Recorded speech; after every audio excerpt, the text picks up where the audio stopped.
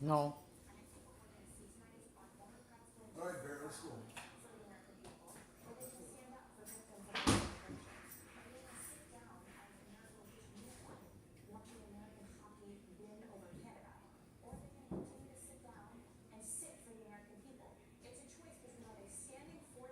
Yeah.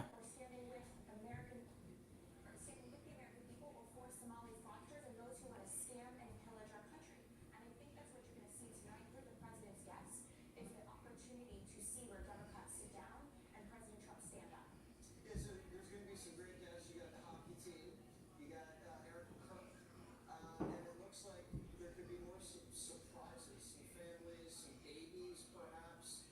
There's a lot of choreography here. This is just made for TV.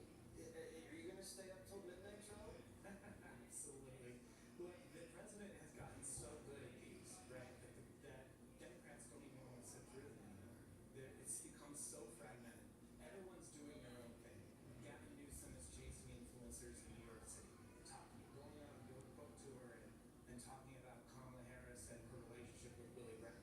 Kamala Harris is on a podcast talking about how to poach eggs. AOC, I haven't even seen AOC. She's supposedly boycotting. Is she one of those people walking around in frog costumes on the boycott? She's nowhere to be seen. Thomas, So many other Democrats are I'm just just doing a preview of. I turn it down, so please do not put that in the chat. nobody's watching those. All eyes are going to be on President Trump tonight, and he's being Yeah, very all careful eyes about will saying be what he on says. President Trump tonight. That's like the black national anthem, the regular national anthem. I don't get it. Hakeem Jeffries lost total control of his cause. Puh. Nancy I remember. Yeah, I remember that speech last year, joint session of Congress, speech to Congress. Um,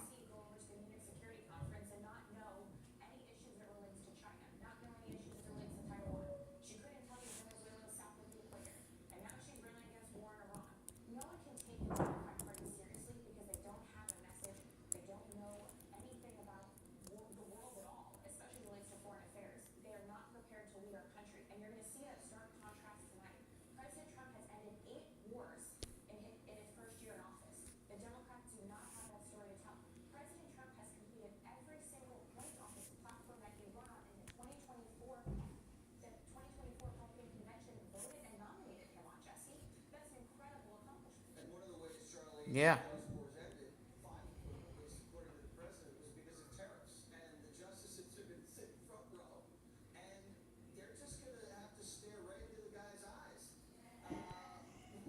That's not necessarily the most Two comfortable thing. words. What do you No see happening now with count. the people in the roads? It was really a crippling blow to the president to have this right before the State of the Union speech, knowing that he was going to go face to face with them. And everybody's been talking about how important the reaction be. He's not too happy about that. He made that very clear. So it'll be very interesting to see. I think he was largely saved by this moment because of the U.S. hockey team being there. That certainly brings a little more of a tone of victory to the entire speech. But I do think he's saving some choice words for the Supreme Court tonight. And as I talk to people in the White House, they say we can't necessarily say Man, let me exactly share my what to screen. do in that case. That's going to be entirely his own thing, no matter who gives him advice to say what. And what a great opportunity, Katie, to have it be the 250th anniversary of the United States of America with Donald Trump as president.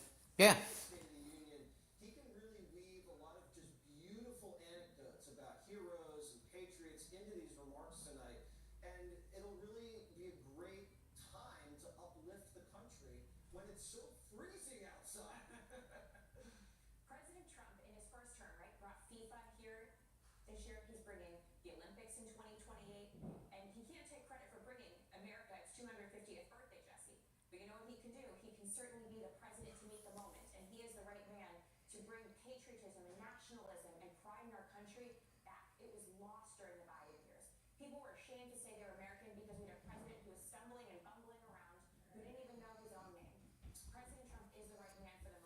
Puh.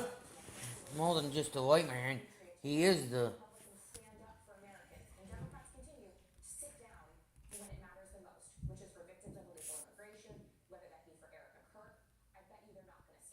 Well, they should, because they're just going to get hammered the next morning. Charlie, can you Oops. Congratulations, our Capitol Hill correspondent. Bill, it sounds like some people got off their chairs and are making their way over there. A lot less Democrats, though, right?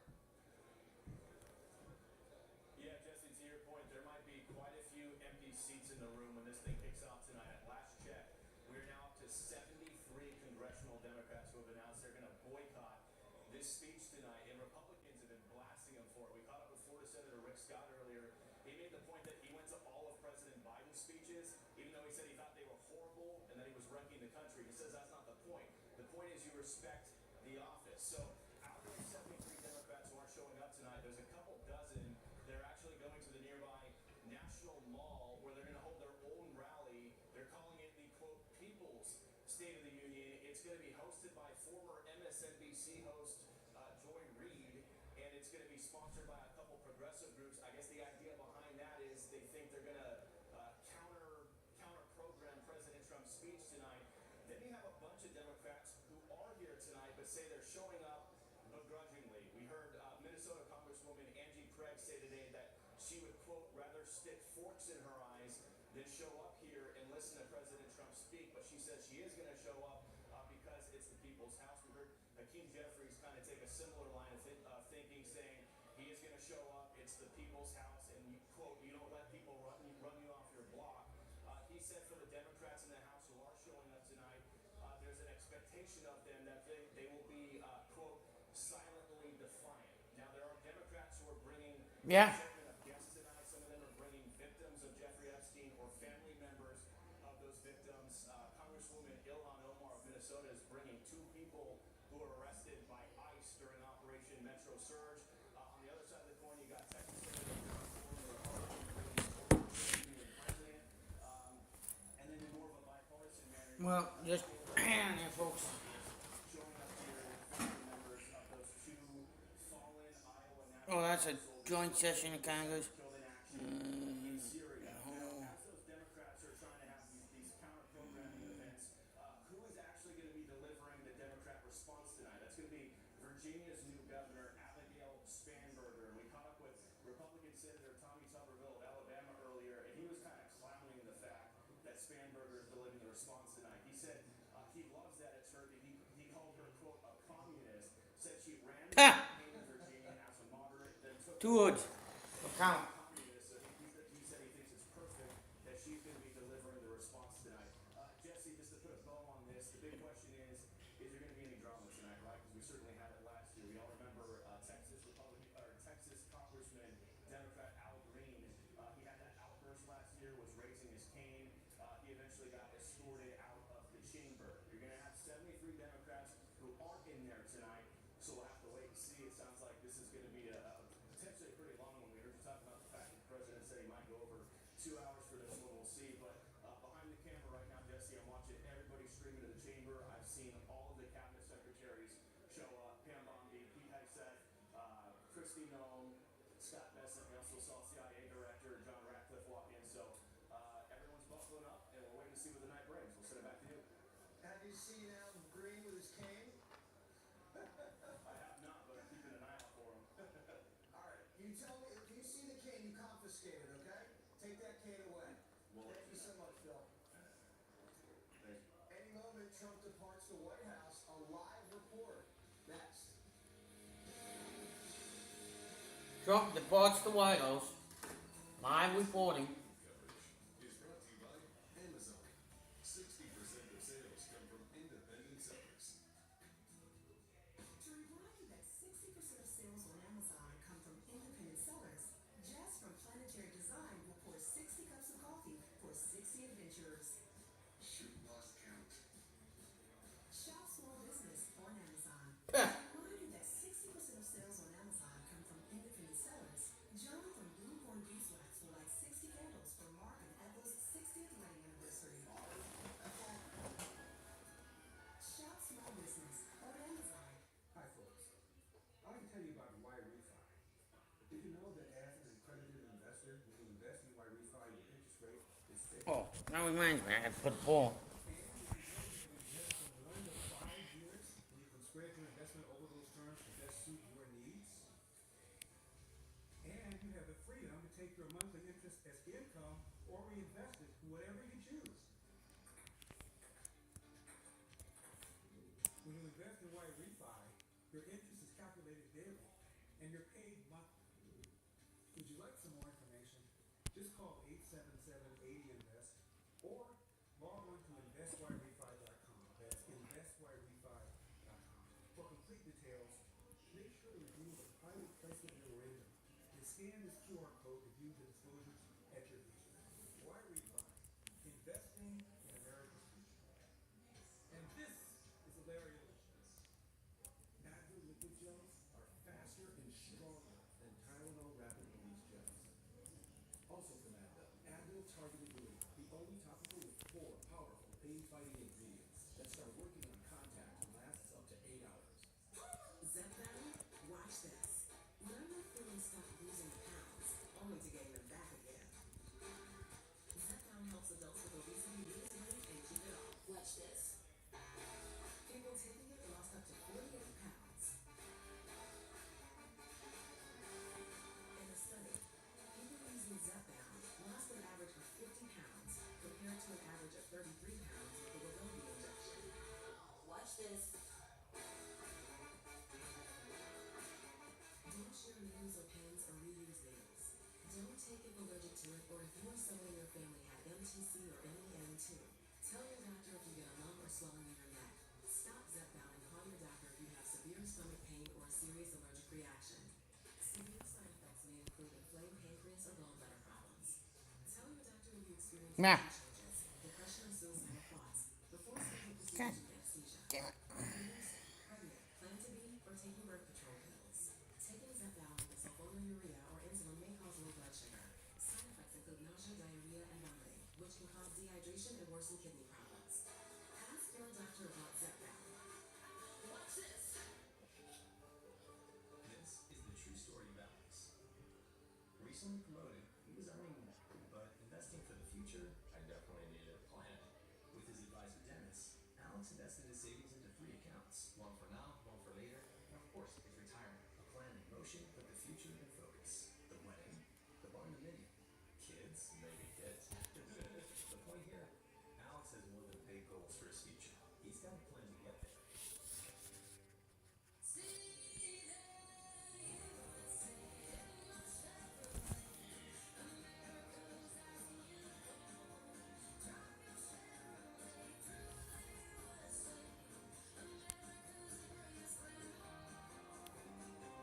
Go out there and see the USA.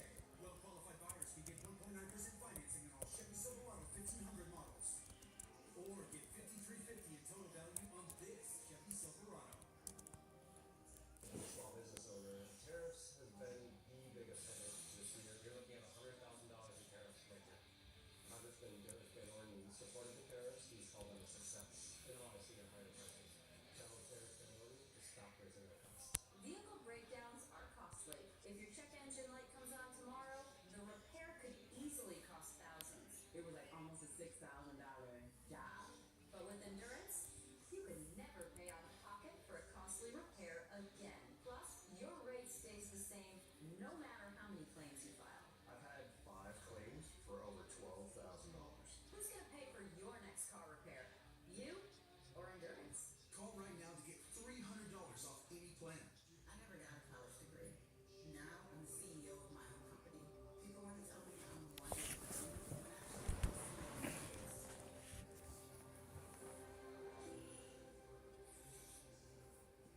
Same name. It's owned by the same name, Thomas, but I'm covering a different topic. The president and the first lady will emerge, board the beast, and head to the Capitol for the president's State of the Union address. Let's bring in our senior White House correspondent, Jackie Heinrich.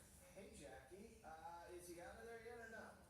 Not quite yet, Jesse, but ahead of the speech, the White House is promoting it in the form of a text message survey. If you opt in, you will get a list of the president's achievements, which include launching Trump accounts to save money for kids, Trump RX. On the border, you've got low murder rates and crime rates, which basically signals to us that this speech is going to go in the direction we thought, with a heavy focus on the 2 issues that propelled him to a second term, the economy issues has slid over the course of his term, but recently rebounded. On immigration, you had voters broadly voice some concern with ICE's deportation methods. So we expect tonight the president's going to focus on the stuff that people really liked, which was his handling of the southern border. In the last several months, you've had no illegal immigrants crossing and being caught and released into the U.S. On the economy, you had Fox polls this week showing 59% of people disapprove of his handling. Now, inflation has cooled considerably, but prices are still high. So we expect him to hit the highlight reel we usually see, which includes mentions of record stock market highs, cheaper gas, cooling inflation, good jobs data, and big tax returns ahead this year because of the big beautiful bill. A job for the president tonight is that he's going to make his address to Congress with a partial government shutdown. We expect him to slam the Democrats for that. And also in front of these Supreme Court justices who just yanked away his favorite tool to force trade deals and peace deals, the Emergency Tariff Authority. Yet to be seen whether he's going to have some choice words for the justices that'll be right in front of him. But the White House has its own expectations of what might happen with a bingo card they just put out. Some stuff is more likely than others. The economy is so hot, I bet he will do that. But unlikely, Canada becomes the 51st state after the Olympic hockey loss. I guess anything's possible, though. Huh.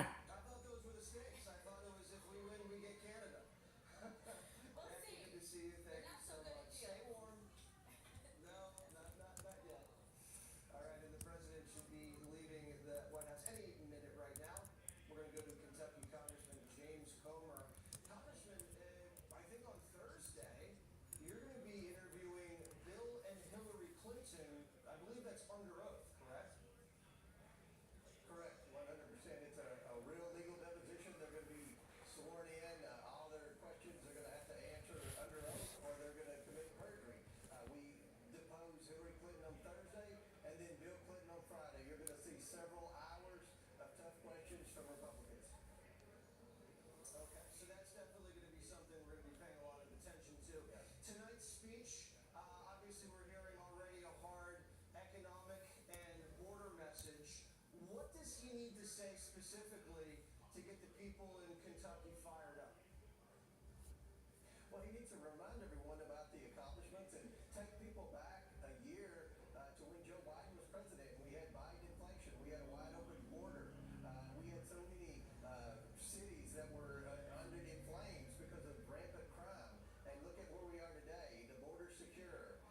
He's getting inflation down. We've still got a ways to go, but from what he inherited to where we are now, we've seen significant improvements. He's going to talk about his vision for the future because he's not finished. We've got a lot of work to do, and some of my colleagues in the House, unfortunately, and several in the Senate, think that just by passing the big beautiful bill, we need to pat ourselves on the back, and that's it. And that's not it. The president campaigned on an aggressive agenda. He wants to focus on affordability. He wants to talk about health care. He's not shying away from health care. The Democrats have ruined health care. He's going to remind people that, and hopefully we can focus on ways to make prescription drugs cheaper, health Nah. care more affordable. Yeah. And try to get inflation down and make America first and continue to attract good paying manufacturing jobs back to the United States. Congressman, right now we're looking at the president and the First Lady Melania leave the White House and go into the beast. The indestructible beast can stain all kinds of terrorist attacks. Anything you throw at it, that beast will repel it. And what is it, about a 15-minute ride over to the Capitol, and we'll be following that. I'm sure he's finished his speech, unless he's doing any last-minute adjustments. You talked about the agenda in the House. We did pass the big, beautiful bill. You said the president is going to focus on health care legislation, and what else in this year? Well, I think, obviously we passed the SAVE Act. We should have national ID. You should prove you're an American citizen before you vote. And anyone who opposes that must, try to, in some ways, support cheating in elections because it's not discriminatory to show your ID. I had to show my ID 3 times to get to this point in the Capitol today. I don't remember if Congress should have a congressional pin on. So I was Congressman, you have to show in New York City 5 forms of ID just to shovel snow. Yeah. So if you need 5 to shovel, surely you could provide 1 to vote. Congressman, good to see you. Let us know how that deposition goes of the Clintons later on this week. I'm sure they'll be perfectly honest.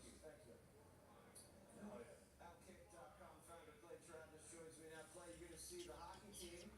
They're going to be teeth missing, maybe some droopy eyes after the club in Miami. What a great moment for the country as you see the president and the beast with the first lady rolling over to the Capitol as we speak. You ready for tonight? I am ready for tonight. I am poised, primed, and I do think culturally, Jesse, what we saw from the U.S. men's hockey team, we made American hockey great again. We won the gold medal. We kicked Canada's ass. And if you see these guys singing along to Lee Greenwood, or you see them singing along to our national anthem in 11 nightclub, you see them singing along to Toby Keith. I think what young men in America are telling us is they're Hang on a over minute, folks. I'll be right back. They've seen it for long enough.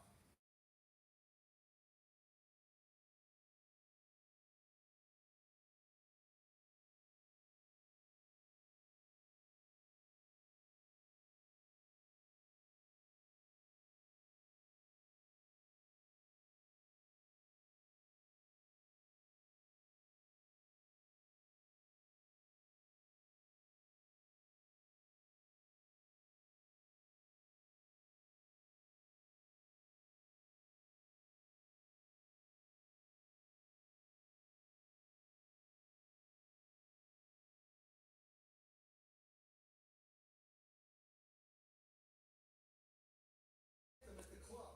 Have they ever in the history of He is on the move, sung the national anthem? You're right about on the way to the Capitol. this thing has shifted so fast from where we were just a year ago. Jesse, the strippers Ah, in Atlanta yo. put their hands over the heart while they were singing the national anthem. That's the proudest American moment of all time. Even the strippers stopped working to sing the national anthem in honor of the U.S. men's hockey team. By the way, I'm surprised you're not making $30 an hour We're shuffling out joking on the right now. street Right in now, Sixth we're looking Avenue, at right? He is on the way. looking at the If you, vice president. if you haven't been to the U.S. Capitol, His hands, everybody wants a photo. He's going to be sitting down, next to Mike Johnson, right behind the president when he delivers this. It's going to be a long one. There's going to be records broken, but culturally, I would go the shift see has been the U.S. so Capitol. poignant. We went from DEI, we went from CRT, we went from political correctness. You were afraid to speak your mind in America, and it's just amazing how that's changed so quickly. You have to keep the momentum going. Well, that's their You can't opinion. have these things taken away like that. Completely. And look, we set a record in the Winter Olympics for most gold medals ever. We got The 20 Vice President is arriving now. set back in 2002. Vance, Some people say, oh, why I does should say J.D. the Vance. Olympics matter? It matters because the story we're telling is one of exceptionalism. It's one of the meritocracy, the best man or woman wins, not the best man pretending to be a woman. And it's something that is uniting. And the people who hate what we are doing right now are trying to use sports to divide us, but it's not working. This was the most watched sporting event, early morning start in the history of the Ugh. United States. I think a lot of people have been captivated That I would see. Want to see. of men and women, and I think the reaction they're going to get in the State of the Union now Because I wonder and Donald Trump is going to be. if he's going to bring up 26 million people at about 10:30 in the morning watching hockey. That's just crazy. It is crazy, and I love it. 10:30 in the morning There's going to be a watching hockey. this evening as we all Oh boy. standing up. My goodness. Oh boy. See you soon. Behave yourself. I thought after, since we won the Olympics, I really thought Our Capitol Hill correspondent. So we're watching the vice president come in. either Canada would treat us better or Canada Rosso out of Wyoming's right would not want to be a part of China. Thune. I mean, this is a great spectacle to watch these guys press the flesh, get some photos. Who else are you seeing come in? Well, Jesse, just to give you a little extra color, a few moments ago we saw Senator Fetterman walk by us into the chamber. He's wearing a suit tonight. He's rocking a suit for the State of the Union, so he's dressed up tonight. You asked us about Al Green in our earlier live shot. We can confirm he is sitting chamber tonight. He is there. He's the one who had the outburst last year, raising his cane and got escorted out. But our Capitol Hill team, who's in the chamber, says he is in there and he is sitting down right now. We saw Senate Majority Leader John Thune walk in. You mentioned he's in there with Barrasso, J.D. Vance. We've seen all the cabinet secretaries walking in. We're not really seeing a whole lot more people walk in right now, so it's going to start filling up in there. And we did get a few excerpts from President Trump's speech. Keep in mind, all of this happening as DHS is shut down right now. Remember, Democrats have said they want reforms to ICE. They want ICE to not get another penny unless there's some sort of reform with them, whether it's wearing body cameras or taking their masks off or using judicial warrants. Well, some of the excerpts we got from President Trump's speech tonight references this DHS shutdown. I'm just going to read a small sentence here. He says, quote, "As we speak, Democrats in this chamber have cut off all funding for the Department of Homeland Security. They have closed the agency responsible for protecting Americans from terrorists and murderers. Tonight, I am demanding the full and immediate restoration of all funding for the border security and Homeland Security of the United States." So it looks like the president's going to try to flip the pressure back onto the Democrats, because starting this Friday, Jesse, different components of DHS are going to start missing paychecks. We're talking Coast Guard, Secret Service, TSA, FEMA. That's when this can start snowballing, when Americans can start seeing effects at airports, especially coming out of that winter storm we just had here in the Northeast. So we're about 20 minutes or so outside of what's supposed to be the start of the speech. Again, we're not seeing a whole lot more people walk in. The chamber's starting to fill up, and the big question tonight, what's it going to be like in there, given the fact that a record-setting 73 congressional Democrats have decided to bail on this speech tonight. They won't be there, and a couple dozen of them having a competing event over on the National Mall tonight. They are dubbing the People's State of the Union. Jesse, we'll send it back to you. And no one's watching that. Absolutely no one's watching that. You're going to have tens of millions of eyeballs on the State of the Union. I don't know why they do that, but I can't even imagine the rationale. Great to see you. Let us know if anything happens with the king. And Yeah. let's go over to Kaylee. She's Man, the former folks. White House press secretary and host of Saturday in America. I mean, the Secret Service, Kaylee, they just busted a guy with a shotgun and a gas canister going into Mar-a-Lago with bad intentions. I mean, if these guys aren't getting paid, that is a disgrace. The president really is going to hammer these Democrats to reopen and refund the Department of Homeland Security. You think they're going to do it? I think they're going to have to in time. I mean, as Tricia McLaughlin said during the last shutdown, there were TSA agents sleeping in their cars. So this is untenable for Democrats to keep this up. But Jesse, I'm reading the president's remarks right now, at least a portion of them, and I know you talk about this a lot. The Somali fraud. He literally calls out the Somali community in Minnesota. Tonight he's about to do this for the $19 billion that were stolen from American taxpayers in Minnesota. So he's going there, and I will look with great interest at the Democrat women wearing white during that moment. He also has some policy deliverables. He's going to call on Congress to make sure Wall Street isn't buying up homes that should go to the American people. He's going to talk to AI firms about putting energy back into communities that they're taking out. So Jesse, this has a really populist economic tone, which I think hits the nail on the head as we go into the midterms. Well, I like that because that's something even Democrats can get behind. You don't want big Wall Street banks sucking up all the housing inventory when people are having enough time buying homes. And we're looking at Ted Cruz here, shaking a lot of hands. I think we see Liz Warren, the esteemed senator from Massachusetts, back there. We're hearing the gavel of George Washington is going to be brandished by Mike Johnson as he gives it a little smack. I like the populist appeal, but we also have to make sure Congress gets in gear and enacts it. Very small margins. What do you see with the president tonight with the Somalis? Because we're hearing that a Somali might be, or two, a guest of Ilhan Omar. No. Every American hates fraud. I mean, this should be a slam dunk. Now we're looking at Fetterman in a suit for the first time. I can't even process this. Yeah, as his Democratic peers engage in all of their antics, John Fetterman finally whips out the suit. It's amazing, and maybe like a subtle little shot at his peers and his comrades there.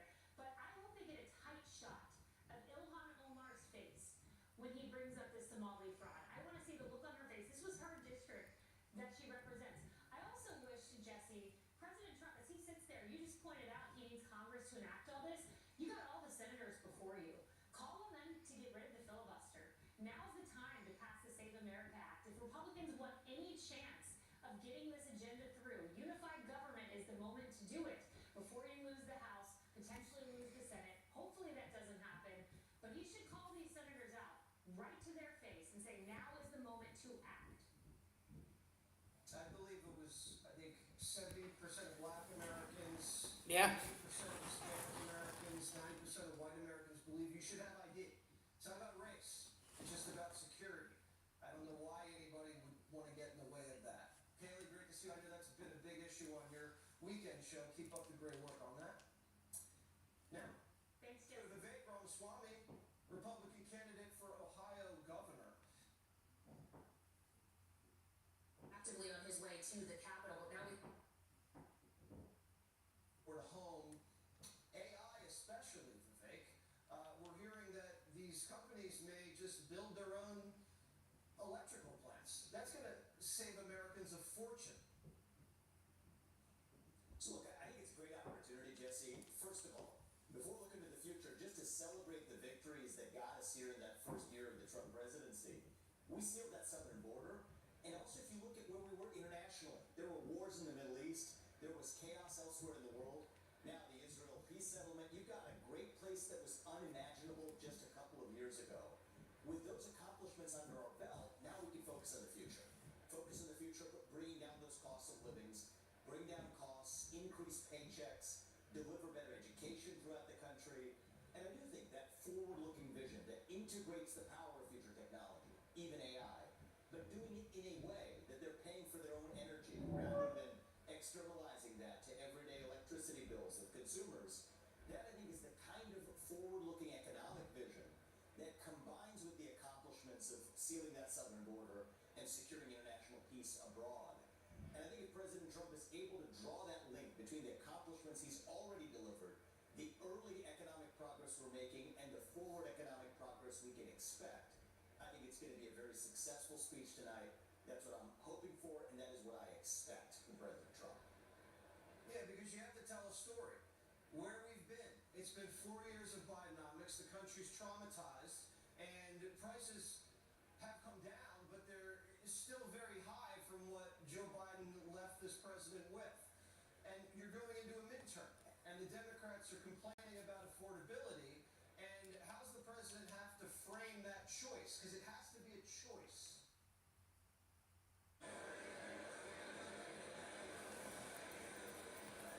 Yeah. Just waiting for the president to arrive.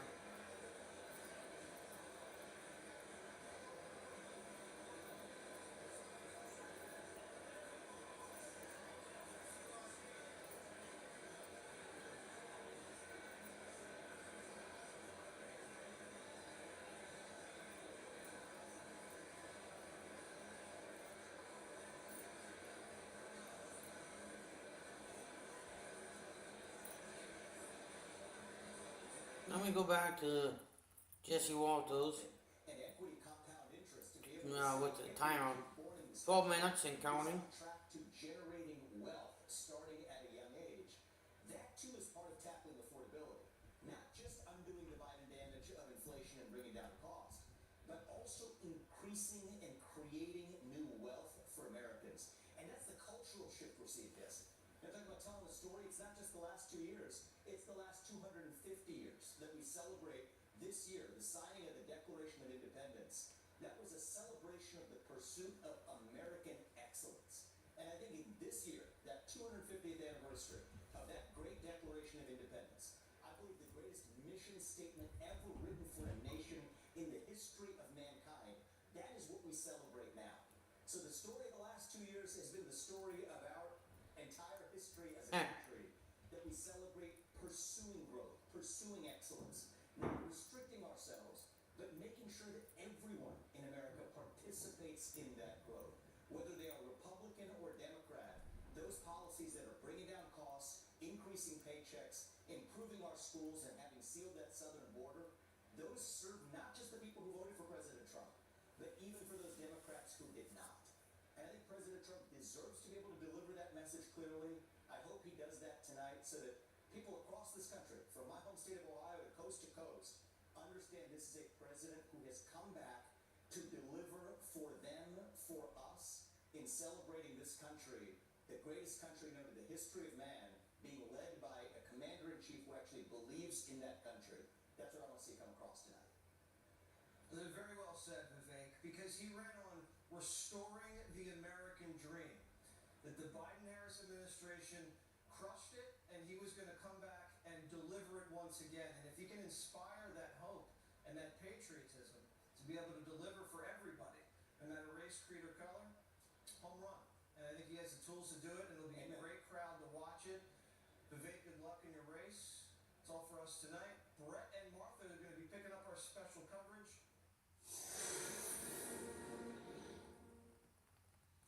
Looking live at Capitol Hill, we are just minutes away from President Trump's Looking live at Capitol Hill. big moment here in Washington. The theme of tonight's speech is America at 250.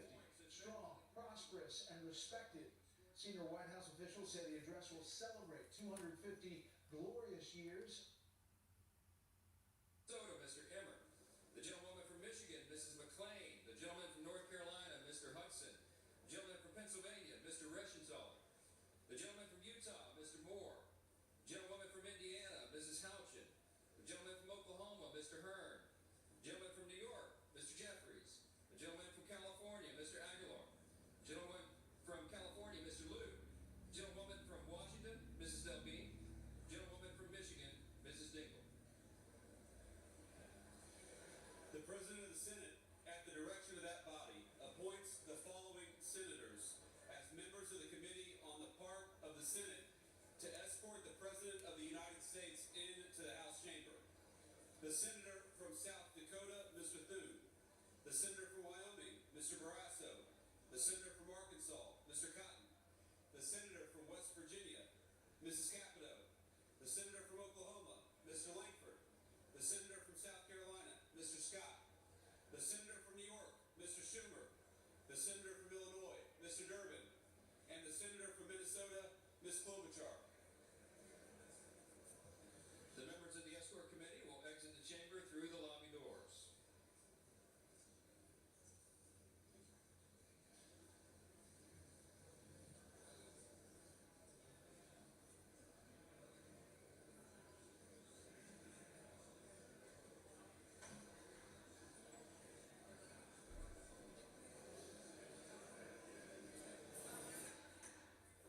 Mr. Speaker, the acting dean of the diplomatic corps.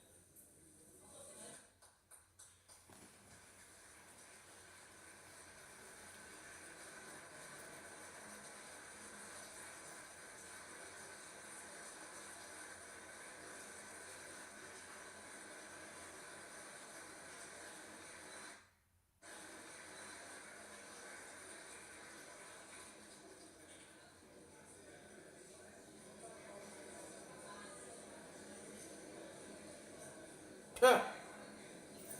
Two words. No comment on that. Yeah. Just getting comfy here.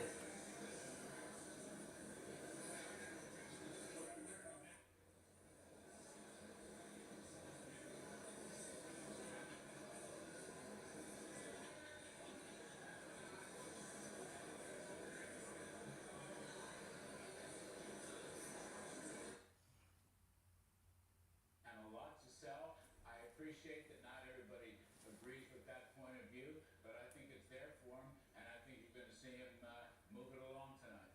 You know, Harold, it's interesting. We did have, to Larry's point, the consumer confidence number come out today, 92.1. It ticked up 2.2 points today. And the area where they're seeing some improvement is with younger people in the job market right now. There are signs that this economy is starting to do well. It's always good to be with you on these nights. I think I say two things. First, to answer your question, the numbers are gonna move all over the place. One thing we know for sure, at least most recent numbers show that everyone is not feeling as good about the economy as the president would like for them to. You get in trouble in politics when you tell people they're doing better. I've heard my friend Britt say this many times. When you tell people they're doing better than they actually believe they are, that consumer sentiment number is a good thing. But he needs tonight, to Larry's point, talk about the things he wants to talk about. Britt said earlier, there's a big audience watching. Be cheerful, not content. contentious, be ambitious, not apathetic. If he's that, he'll have a good night tonight. If he's not, if he goes on too long, it might not be the result that he wants. So I'm hoping for a short speech. You know, Dan, as we look at Chuck Schumer, Amy Klobuchar, Democrats who are on the floor, part of this story is the Democrats who are not on the floor, 70 plus, that are not there. One of the things that President Trump needs to do tonight.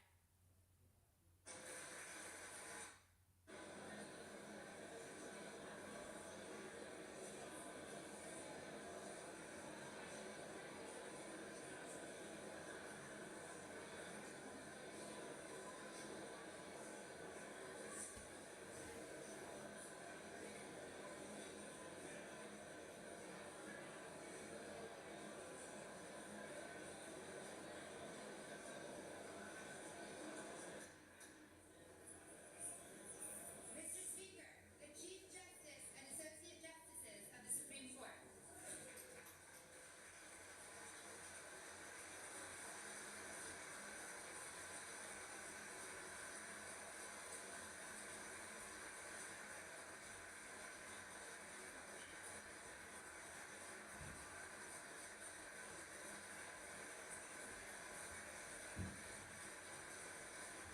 U.S. Supreme Court.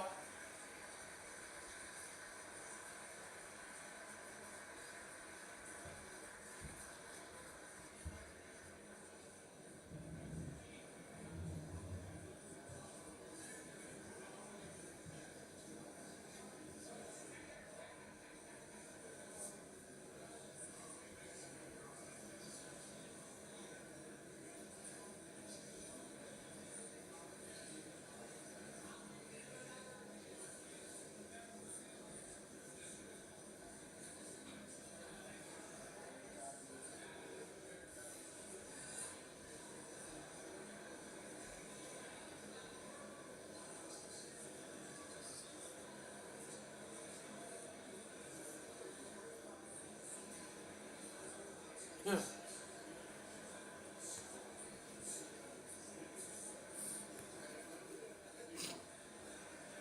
Oh boy, I can't wait for this to get going.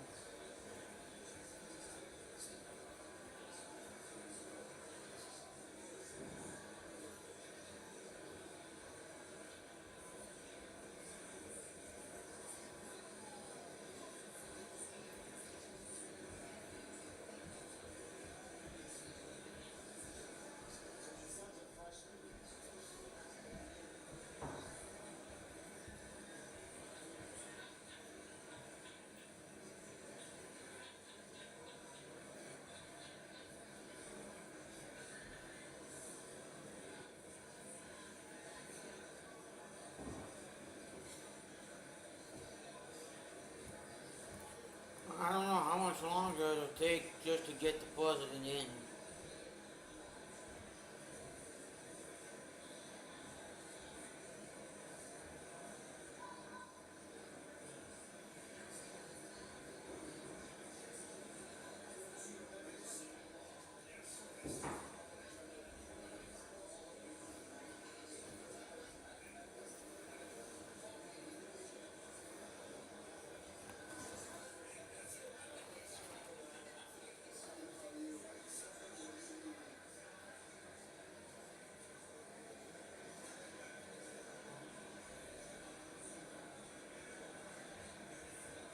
There's, I think that's,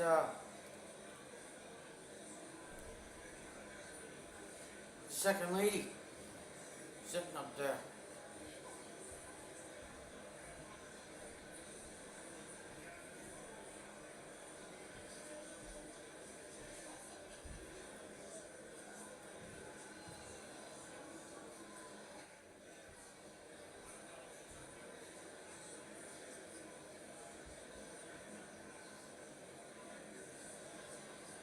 There's Barron. I think he's sitting there.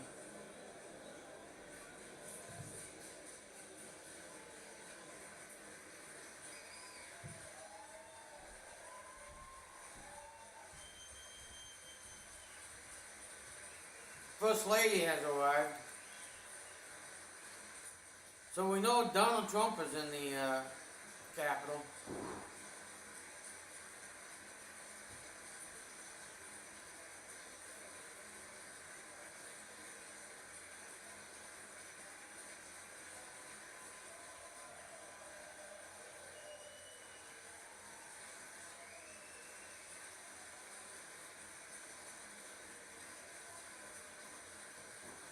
next person that should be coming in is the President of the United States, or, Mr. Speaker, the President's cabinet.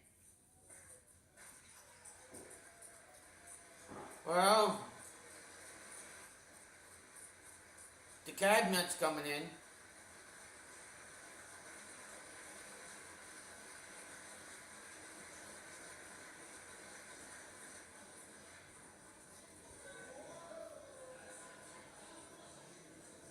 Huh.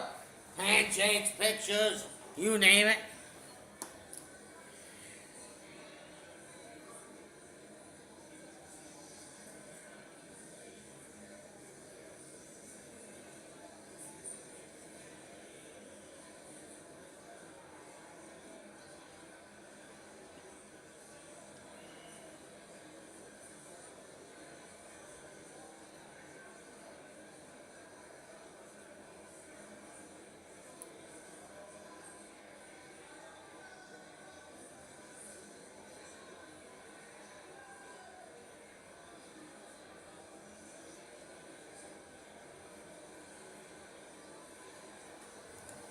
I'll be right back, everybody.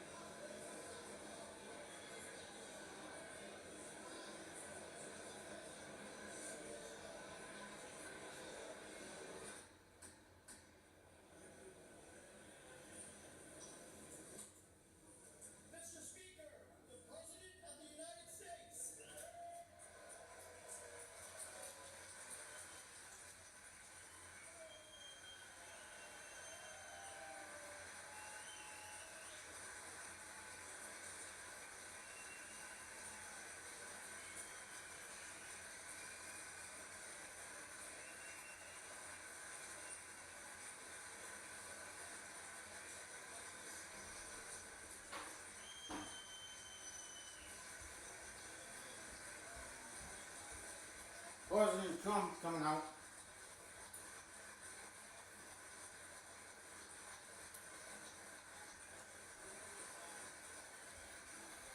Let me hear what the.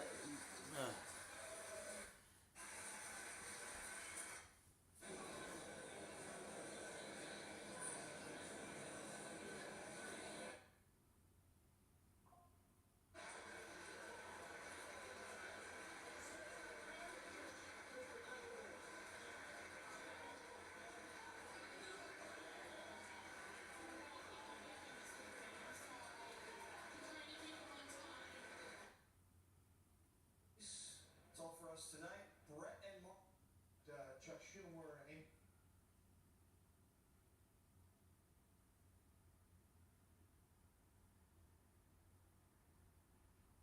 President wants to make a reality of this speech tonight as well. So This is an incredible group of individuals.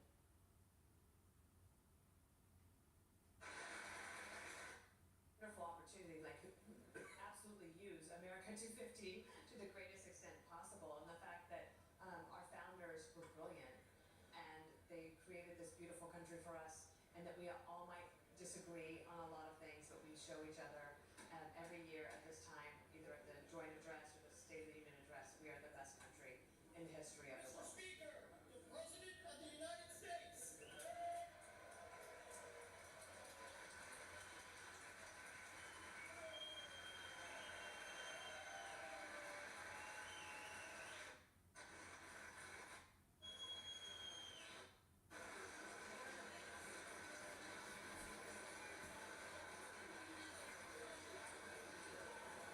Trump's making his way to the podium.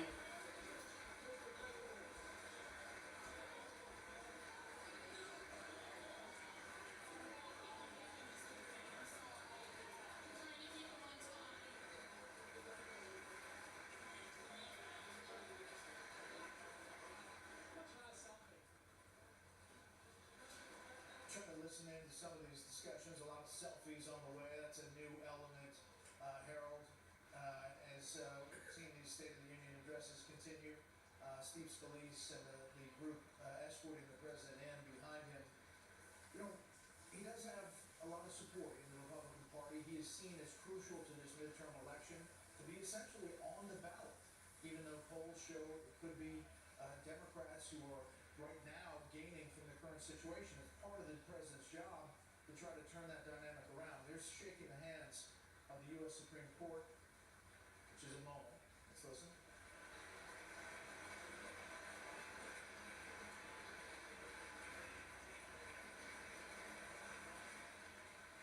And that's Chairman of the Joint Chiefs and Joint Chiefs of Staff, Harold. So it's a good moment. It's consequential.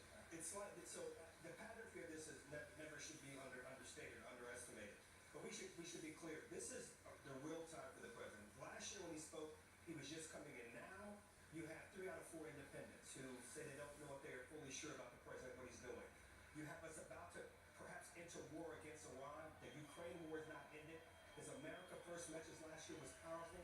We're going to see how he connects the dots tonight. I'm rooting for him, but you got to understand tonight's a little different night than it was for him a year ago. President of the United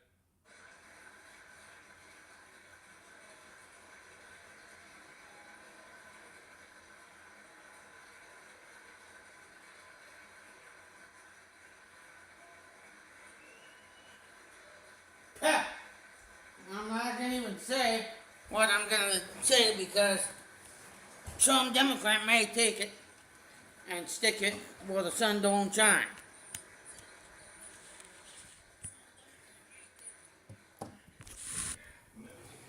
has the high privilege and distinct honor of presenting to you the President of the United States.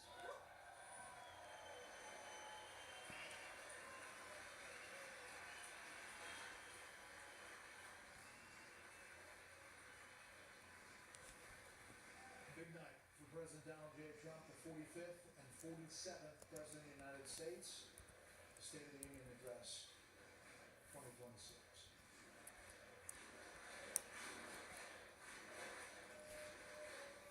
Well, thank you very much, everybody. It's really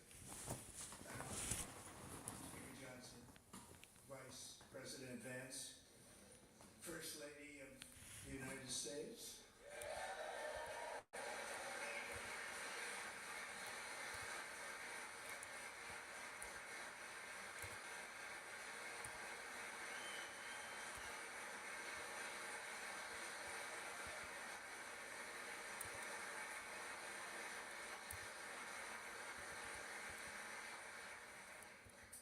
Second Lady of the United States.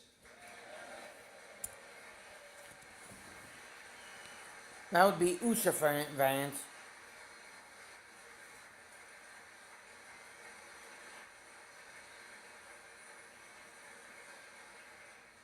Members of Congress and my fellow Americans, our nation is back, bigger, better, richer, and stronger than ever before. That I would agree with.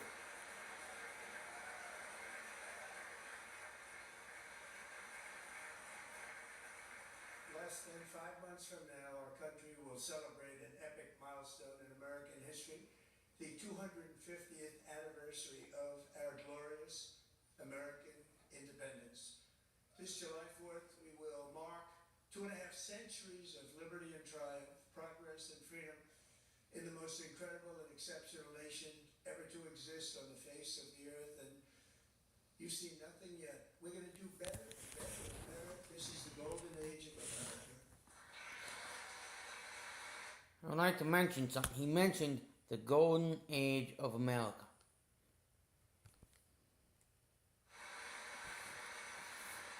I'll explain to that later. When I last spoke in this chamber 12 months ago, I had just inherited a nation in crisis with a stagnant economy, inflation at record levels, a wide open border, horrendous recruitment for military and police, rampant crime at home, and wars and chaos all over the world.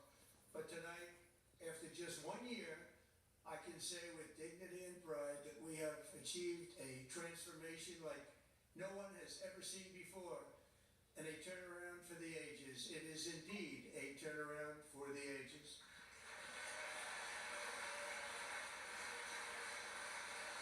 Yes, it is a turnaround for the ages of since last time he spoke to now.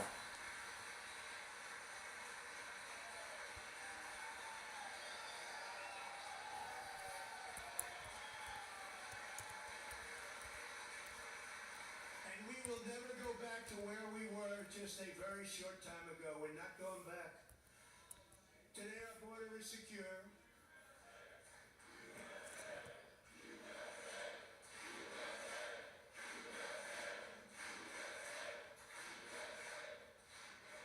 Thank you. Today our border is secure. Our spirit is restored. Inflation is plummeting. Incomes are rising fast. The roaring economy is roaring like never before. And our enemies are scared. Our military and police are stacked. And America is respected again, perhaps like never before.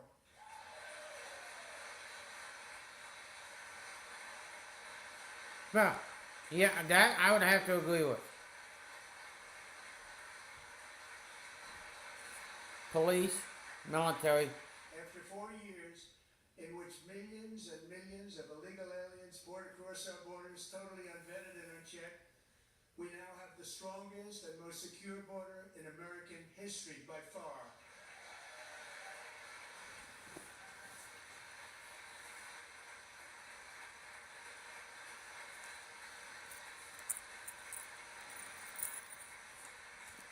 In the past 9 months, 0 illegal aliens have been admitted to the United States.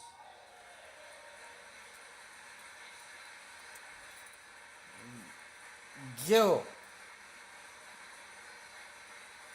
Not 1, not 5. Zippo. But we will always allow people to come in legally, people that will love our country and will work hard to maintain our country. Did you hear that?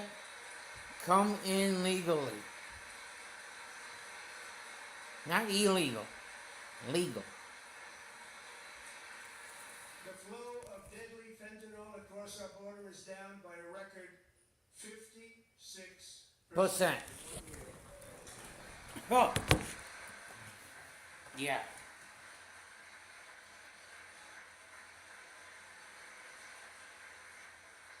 And last year, the murder rate saw its single largest decline. in recorded history. This is the biggest decline, think of it, in recorded history, the lowest number in over 125 years. Year 1900, in fact, substantially before my wonderful father. I had a wonderful father, Fred, before he was born. Substantially before he was born. That's a long time ago. He wouldn't like me to say that, but that's a long time ago. The Biden administration and its allies in Congress gave us the worst inflation in the history of our country. But in 12 months, my administration has driven core inflation down to the lowest level in more than 5 years. And in the last 3 months of 2025, it was down to 1.7%. 1.7%. Wow.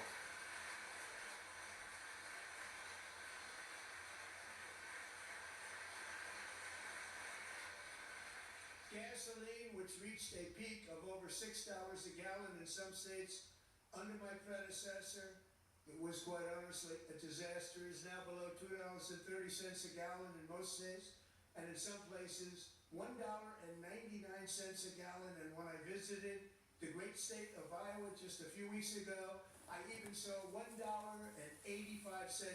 a gallon for gasoline. Oh, when's the last time I can't remember when I seen that. Mortgage rates are the lowest in 4 years and falling fast, and the annual cost of a typical new mortgage is down almost $5,000 just since I took office. 1 year. Down, not up.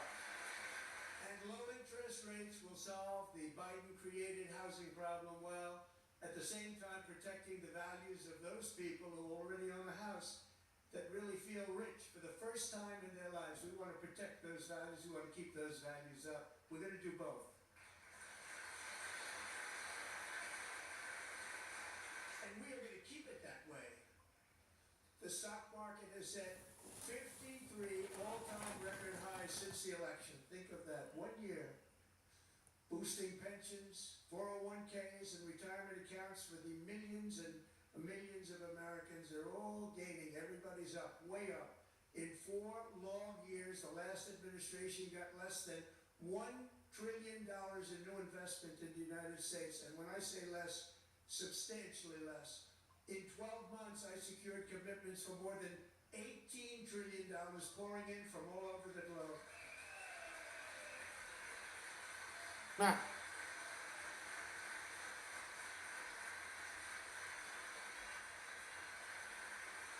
Think of it, much less than $1 trillion for 4 years versus much more than $18 trillion for 1 year. What a difference a president makes. Compare that to we were a dead country. Compare that to Joe Biden. I would say yes. $18 trillion for 1 year. What a difference a president makes. A short time ago, we were a dead country.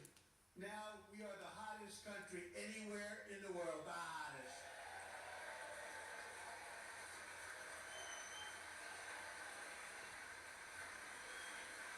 Oh, gosh. 2 words on that. No comment, Trump. As thousands of new businesses are forming in factories, plants, and laboratories are being built, we have added 70,000 new construction jobs in just a very short period of time. It's getting bigger and bigger and stronger. Nobody can believe what they're watching. American oil production is up by more than 600,000 barrels a day, and we just received from our new friend and partner, Venezuela, more than 80 million barrels of oil.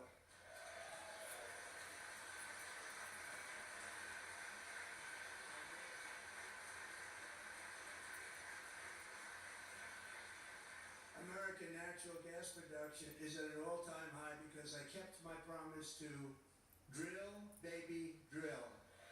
Ah! Drill, baby, drill is right.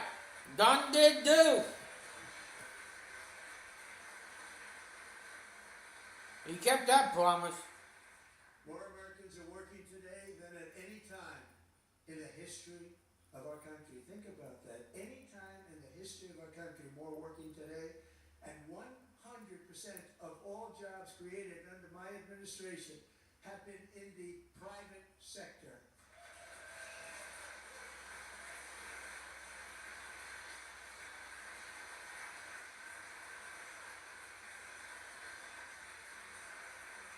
We ended DEI in America.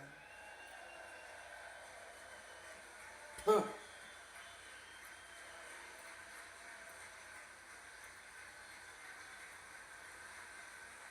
We got a record number of job-killing regulations, and in 1 year we've lifted 2.4 million Americans, a record, off of food stamps.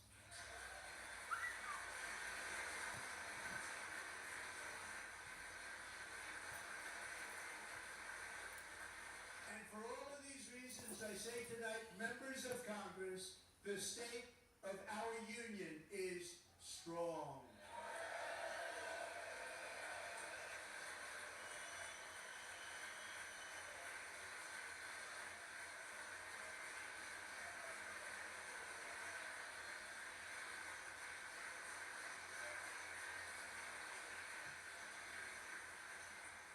Our country is winning again. In fact, we're winning so much that we really don't know what to do about it.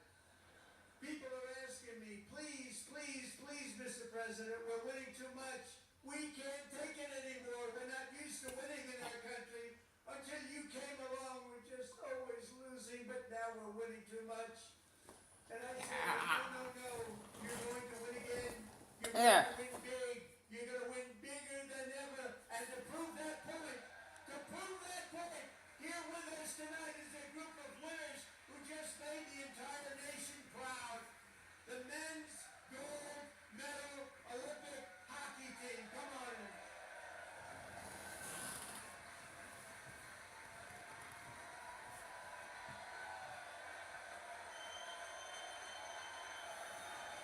Team USA hockey team, men's.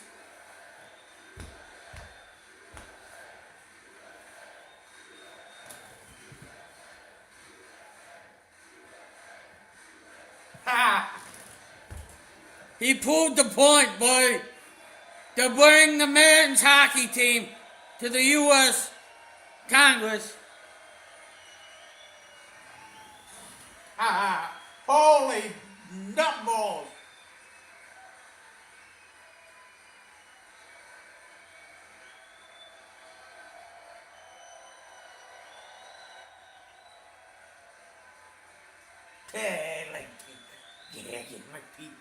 Thomas, I like that one.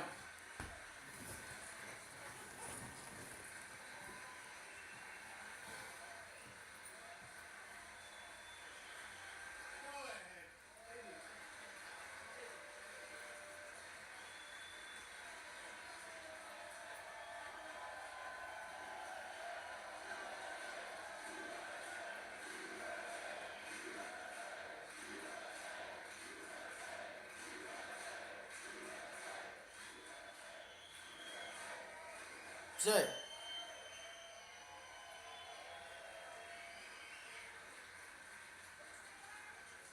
Nutcase. That's the first time I've ever seen them get up.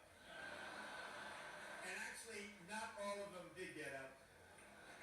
But they beat a fantastic Canadian team in overtime, as everybody saw, as did the American women who will soon be coming to the White House. Not one, but two.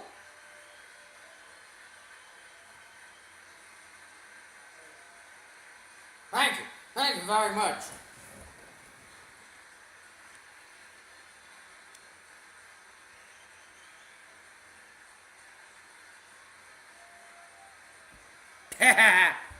Pete McNubble's show. Ha! They were in the Oval Office before, and I just want to say a second very big congratulations to Team USA. But I have to say that, and I told them this, and we took a vote of the team and said, anybody votes no, I'm not doing it. So they stood there and they weren't about to say no, because I've never seen a goaltender play as well as goalie Connor Hellebuck.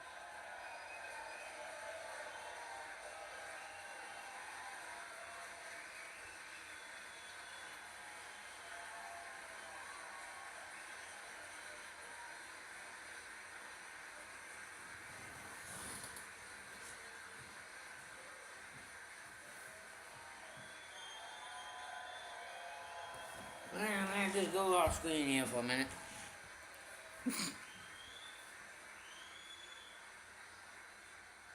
Think of it, 46 shots on goal, and I asked him, the one shot, the one where you put your stick in the back and it hit the neck of your stick and bounced off. Do you practice that, or was that unlucky? He refused to answer that question. But I just want to tell you that the members of this great hockey squad will be very happy to hear, based on their vote and my vote, and in this case my vote was more important, that I will soon be presenting Connor with our highest civilian honor, which we will be given, and which has been given to many athletes over the years. But when I say many, not too many, like 12. It's called the highest civilian honor in our country, the Presidential Medal of Freedom. Wow! The highest civilian. Let me see here. What is it called again? Oh yeah, the Presidential Medal of Freedom to the goalkeeper of Team USA.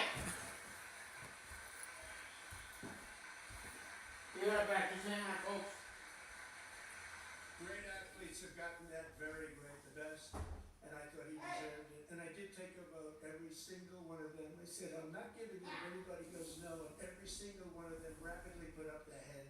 So I want to thank you all. What a special USA! What special Trump, Trump, champion. Trump! Thank If you. you're a Trump fan, leave it in the comments. But if you're a Democrat, leave it in the comments. Tell me where you're watching from.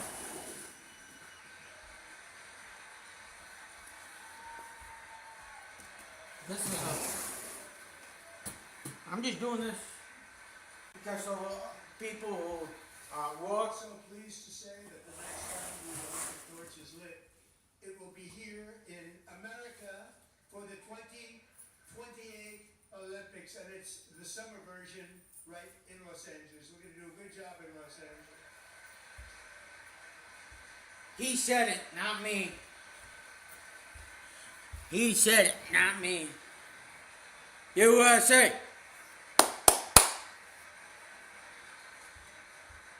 And Los Angeles is going to be safe, just like Washington, D.C. is now one of the safest cities in the country. Don't even get me started on why it's so safe. But And this year, and I must say I got them both. I got them in the first term, and I was disappointed because I didn't think I'd be the president when this happened. But strange things took place, and now I've got them because I got the Olympics, I got the 2046 FIFA World Cup, and I wanted to claim the 250th, but I didn't get away with that one. I couldn't claim that one for myself. But we're getting the World Cup, so we have the World Cup and the Olympics coming, and that is exciting news.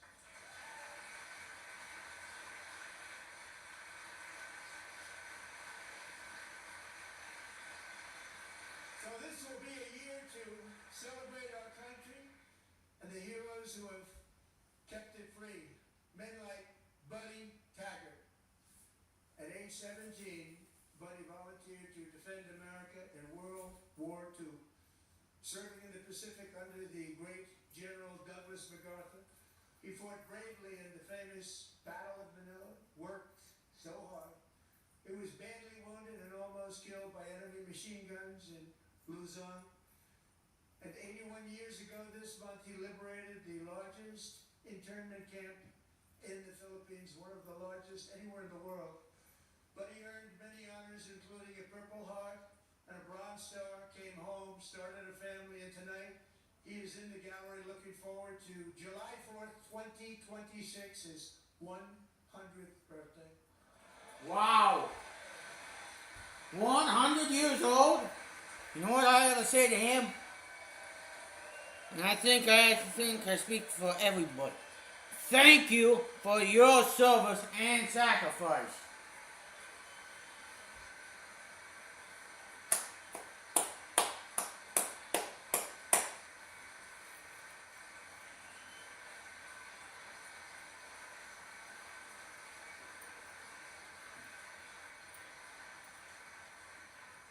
So, buddy, you're a brave man, and we salute you. Even in times Brave, of guts. setback and immense heartache, Oh the boy. spirit of 1776 has always shone through very brightly. 1776, I would say, yeah, it is. Let me see here. One of the worst things I've ever seen. I was there, rising 26 feet in the matter of minutes, tragically claiming many, many lives. You all remember that one. As the waters threatened to sweep her away, 11-year-old Millie Kate McClellan closed her eyes and prayed to God. She thought she was going to die. Those prayers were answered when Coast Guard rescue swimmer Scott Ruskin descended from a helicopter above. Nobody knew where he came from. It was Scott's first ever rescue mission. Young guy, but very brave, very, very top, always top in his class. And he lifted not just Millie Kate, but 164 others to safety.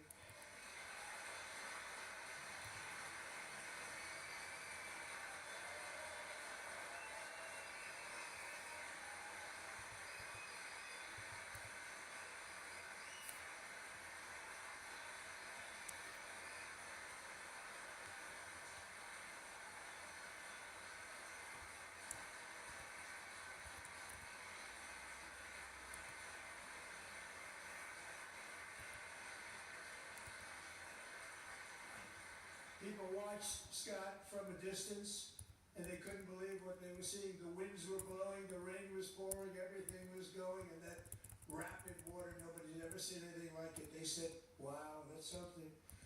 Tonight, Scott and Millie Kate are here together, reunited for the very first time. Thank you, Scott, Millie Kate. Yeah.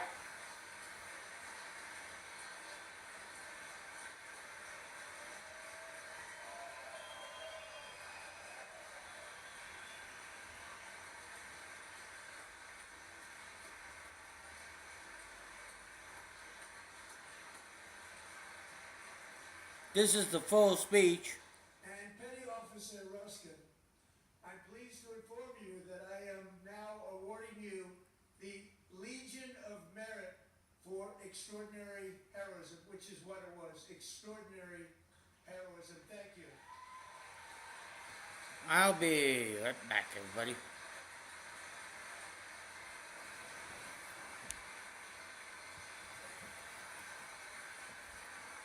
I'd like to have the military aide to please come down and take care of the service. Military aide, thank you very much.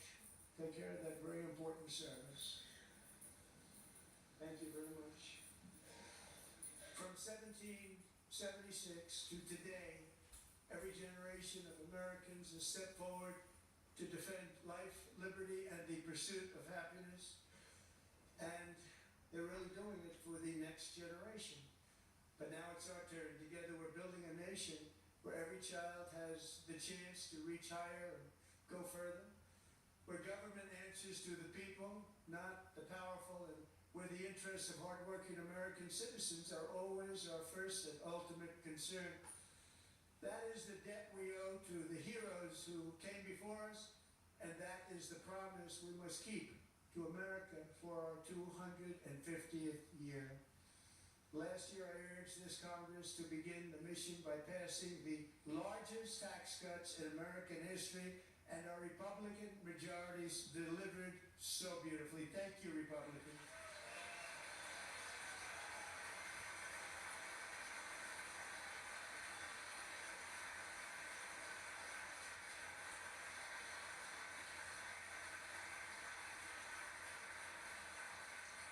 All Democrats, every single one of them, voted against these really important and very necessary massive tax cuts.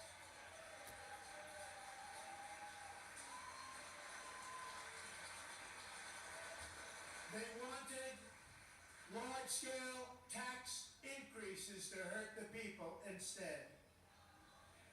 But we held strong, and with the great, big, beautiful bill, we gave you no tax on tips, no tax on overtime, and no tax on Social Security for our great seniors.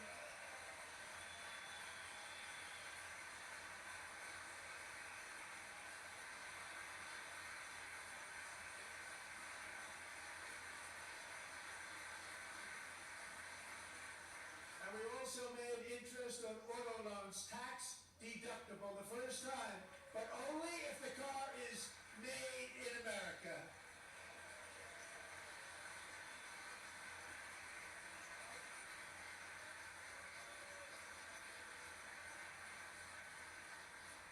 Recently in Pennsylvania, I met Megan Hemhauser, a devoted mom who's homeschools her children, beautiful, 2 children, during the day while waiting tables at night as her husband works overtime operating very heavy equipment.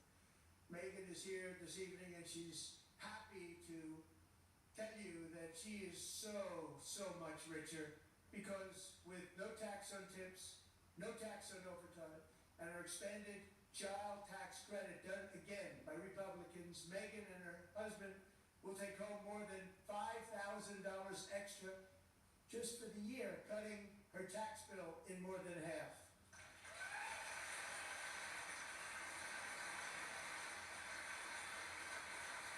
Megan, please stand up. We're fighting for you, Megan.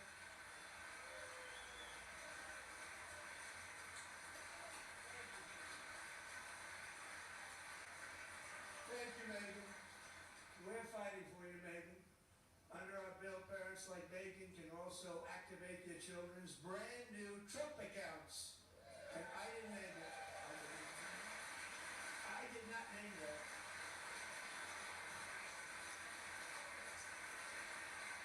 Nobody believes me, but I did not name it. It was named by a very tall man sitting right there in the third row.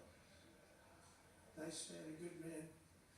Tax-free investment accounts for every American child. This is something that's so special and has taken off and gone through the roof.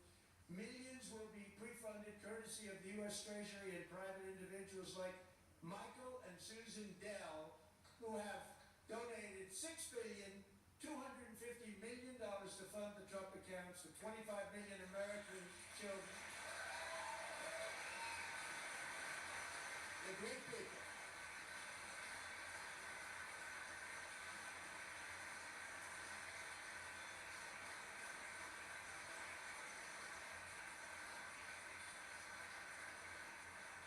I asked Michael Dell, how do you make all that money? He said, well, I just sat in my dorm in school and I made computers and I'd sell them to people. And I just kept selling and selling and selling. And pretty amazing story. That's called the American dream. He sold a lot of computers, a lot of those laptops. So I congratulate him on that, but I really thank him, Susan, as well as others like Brad Gerstner, a very tremendous guy. He was behind it right from the beginning. Brad Gerstner, thank you, Brad.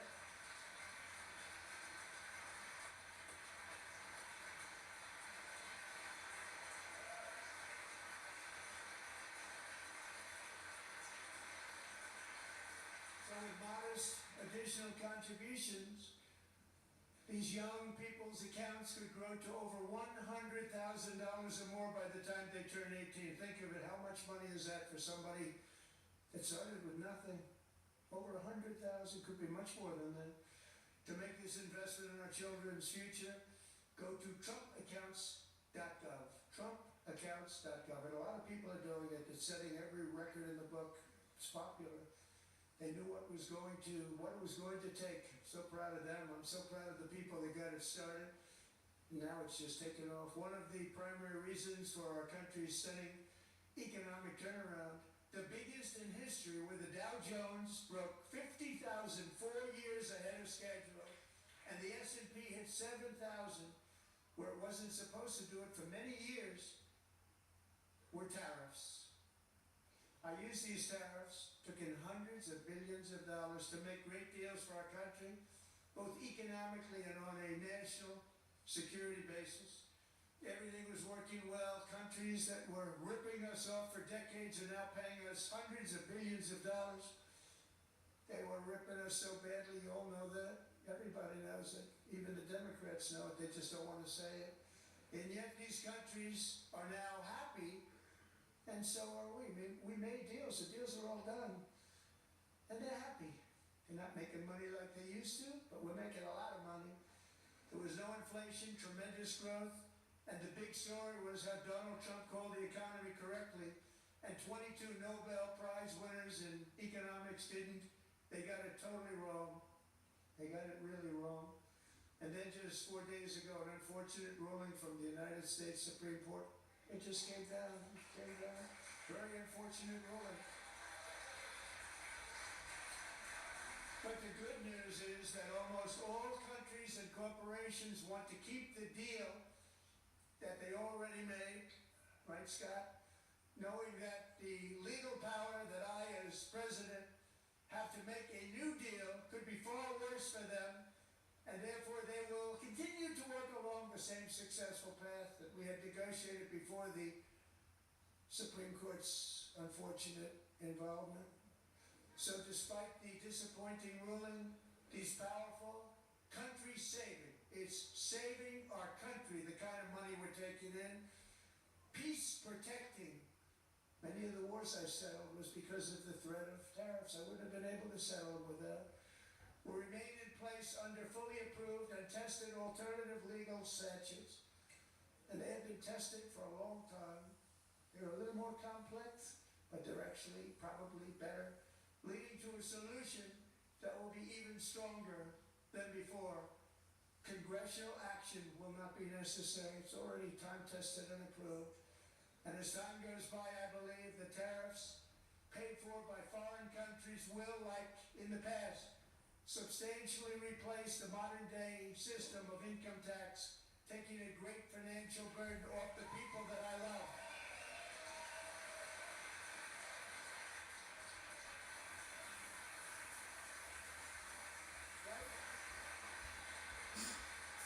You didn't mention the tariff.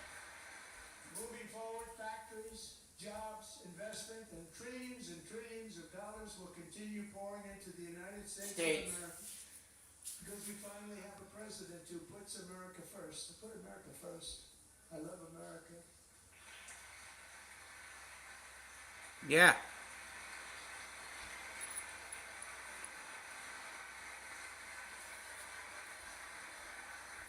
For decades before I came along, we had the exact opposite.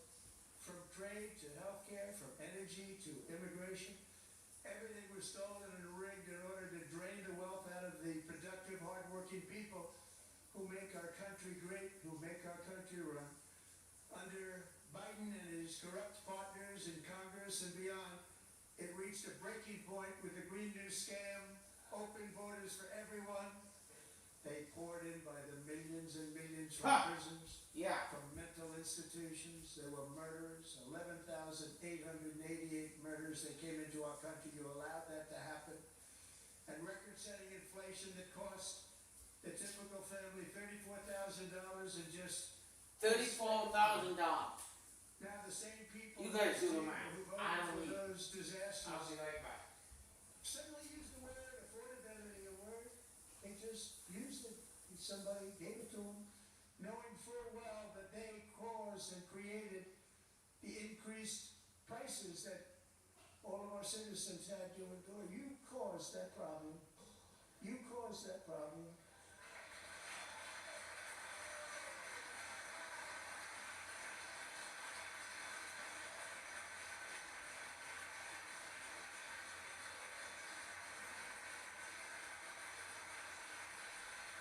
They knew their statements were a lie. They knew it. They knew their statements were a dirty, rotten lie. Their policies created the high prices. Our policies are rapidly ending them. We are doing really well. Those prices are plummeting downward.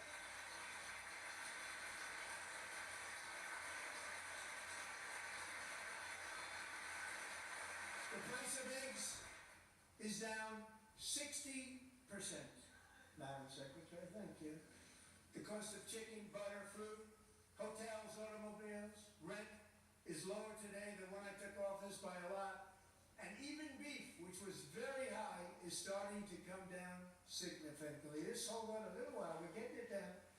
And soon you will see numbers that few people would think were possible to achieve just a short time ago.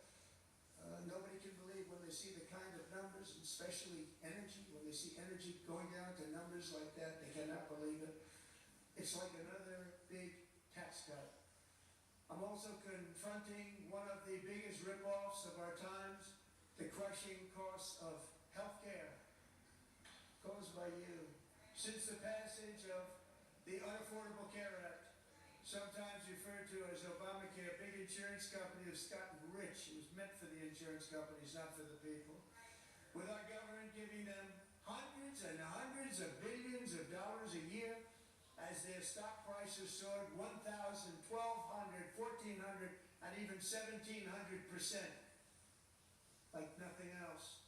That's why I introduced the great healthcare plan. I want to stop all payments to big insurance companies and instead give that money directly to the people so they can buy their own health care, which will be better health care at a much lower cost.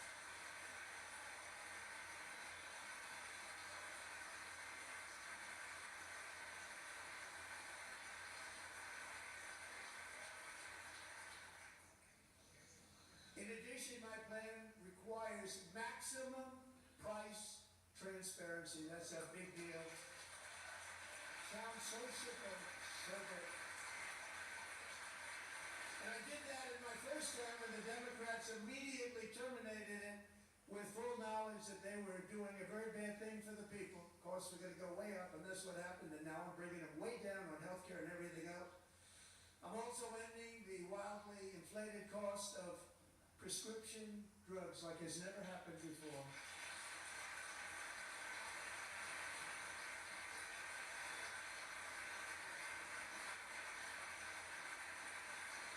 Other presidents tried to do it, but they never could. They tried. Most didn't try, actually. But they tried. They said they tried. They couldn't do it. They didn't even come close.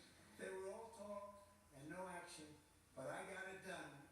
Under my just enacted most favored nation agreements, Americans who have for decades paid by far the highest prices of any nation anywhere in the world for prescription drugs will now pay the lowest price anywhere in the world for drugs.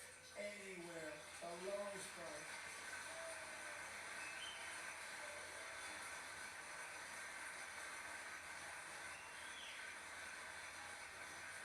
So in my first year of the second term, should be my third term, but strange things happen. I took prescription drugs, a very big part of healthcare, from the highest price in the entire world to the lowest. That's a big achievement. The result is price differences of 300, 400, 500, 600% and more, all available right now at a new website called TrumpRx.gov, and I didn't name that one either, by the way.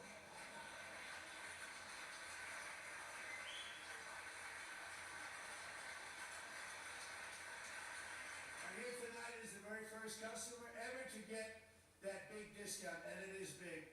Catherine Rayner. For 5 years, she and her husband have struggled with infertility, and they turned to IVF. One drug has been costing Catherine $4,000 to purchase. But a few weeks ago, she logged onto the TrumpRx website and got that same drug that cost $4,000, got it for under $500, a reduction of much more, actually, than $3,500. Catherine, we are all praying for you, and you're going to be a great mom.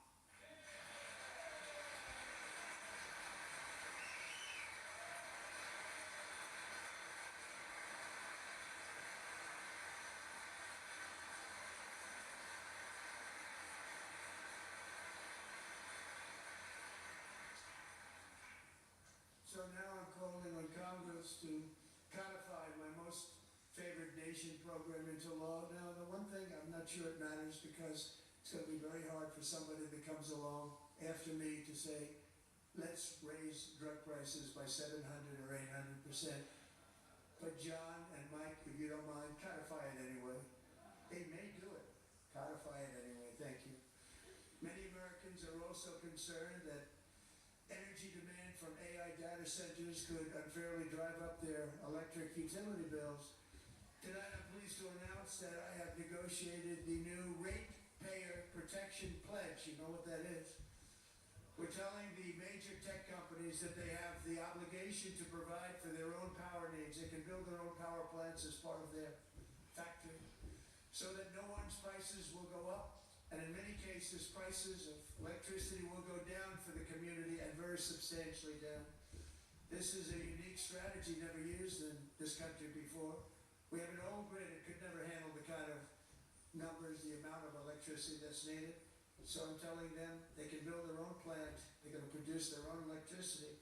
It will ensure the company's ability to get electricity while at the same time lowering prices of electricity for you and could be very substantial for all of you cities and towns. You're going to see some good things happen over the next number of years. Another pillar of the American dream that has been under attack is home ownership. With us tonight is Rachel Wiggins, a mom of two from Houston. She placed bids on 20 homes and lost all of those bids to gigantic investment firms that bypassed inspection, paid all cash, and turned those houses into rentals, stealing away her American dream. She was devastated. Stories like this are why last month I signed executive order to ban large Wall Street investment firms from buying up in the thousands single-family homes.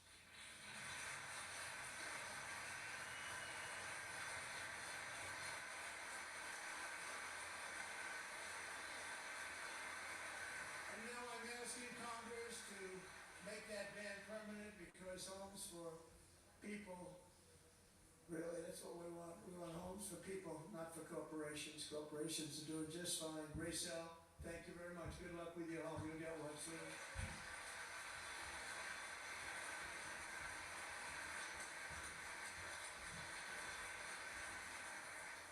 We're also working to make it easier for Americans to save for retirement. And under this administration, we will always protect Social Security and Medicare. They are not protecting it for our seniors. We will always protect Social Security, Medicare, Medicaid.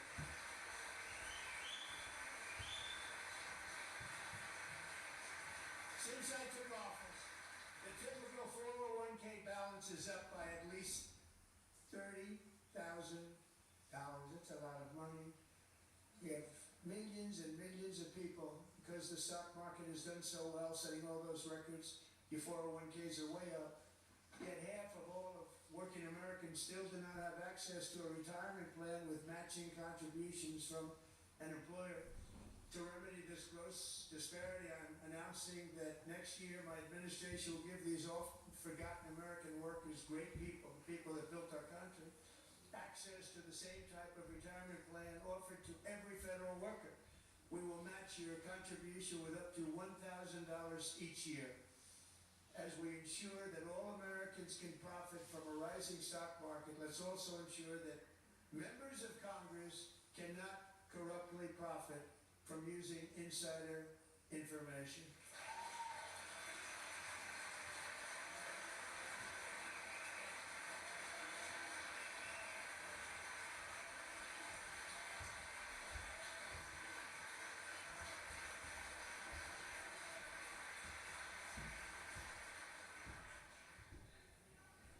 They stood up for that. I can't believe it.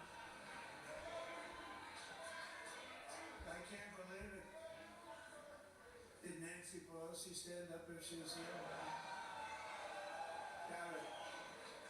Pass the Stop Insider Trading Act without delay.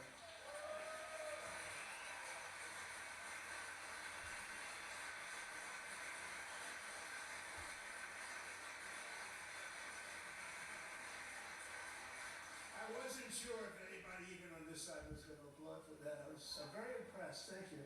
I'm very impressed. But when it comes to the corruption corruption that is plundering, it's plundering America. There's been no more stunning example than Minnesota, where members of the Somali community have pillaged an estimated $19 billion from the American taxpayer. Oh, we have all the information. And in actuality, the number is much higher than that. And California, Massachusetts, Maine, and many other states are even worse. This is the kind of corruption that shreds the fabric of a nation, and we are working on it like you wouldn't believe. So tonight, although started 4 months ago, I am officially announcing the war on fraud to be led by our great Vice President J.D. Vance.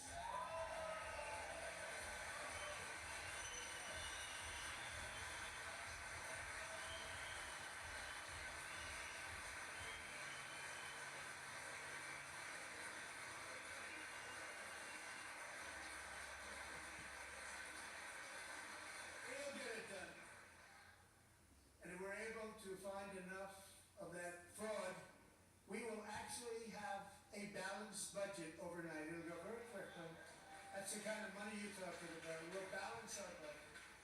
The Somali pirates who ransacked Minnesota remind us that there are large parts of the world where bribery, corruption, and lawlessness are the norm, not the exception. Importing these cultures through unrestricted immigration and open borders brings those problems right here to the USA. And it is the American people who pay the price in higher medical bills, car insurance rates, rent, taxes, and perhaps most importantly, crime. We will take care of this problem. We're going to take care of this problem. We are not playing games.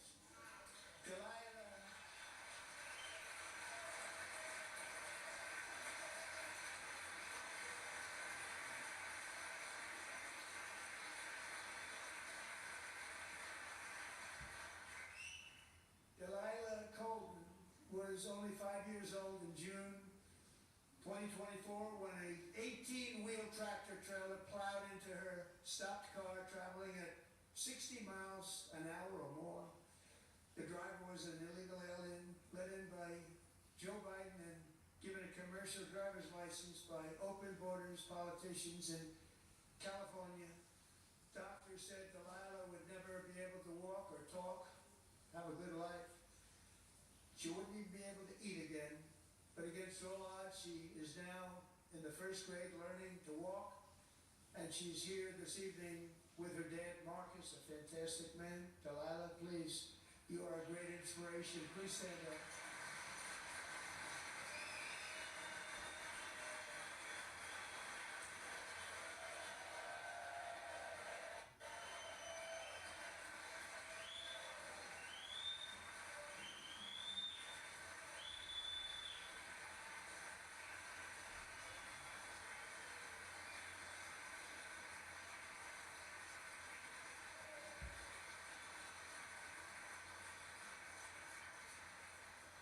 Thank you, Delilah.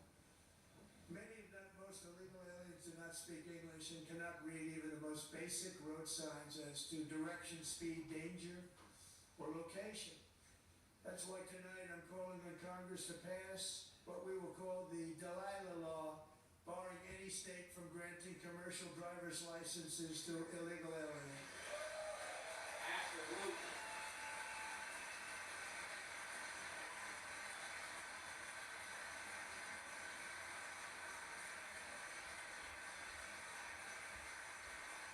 And yesterday, as you probably saw at the White House, I hosted a ceremony with Americans who lost their treasured loved ones to the scourge of illegal immigration. People came into our country, how we allowed this to happen with our open borders. These are the angel moms and families that for decades our government betrayed and our media totally ignored. It was terrible. Hard to believe, actually.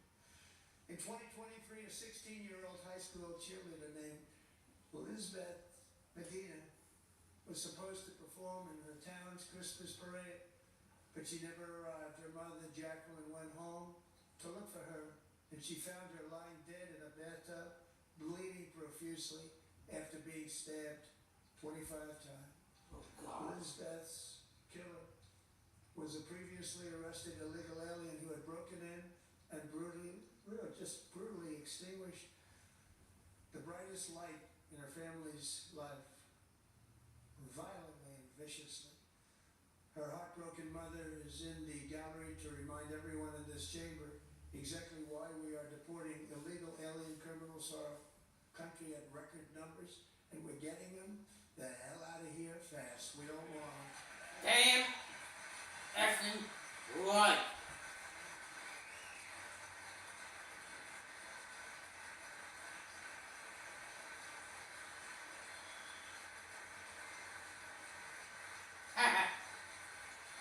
Only 2 Democrats stood, folks. Only 2. Thank you very much, Jacqueline. Thank you. We can never forget that many in this room not only allowed the border invasion to happen before I got involved, but indeed they would do it all over again if they ever had the chance. If they ever got elected, they would open up those borders to some of the worst criminals anywhere in the world. The only thing standing between Americans and a wide open border right now is President Donald J. Trump and our great Republican patriots in Congress. Thank you. Absolutely 100% correct.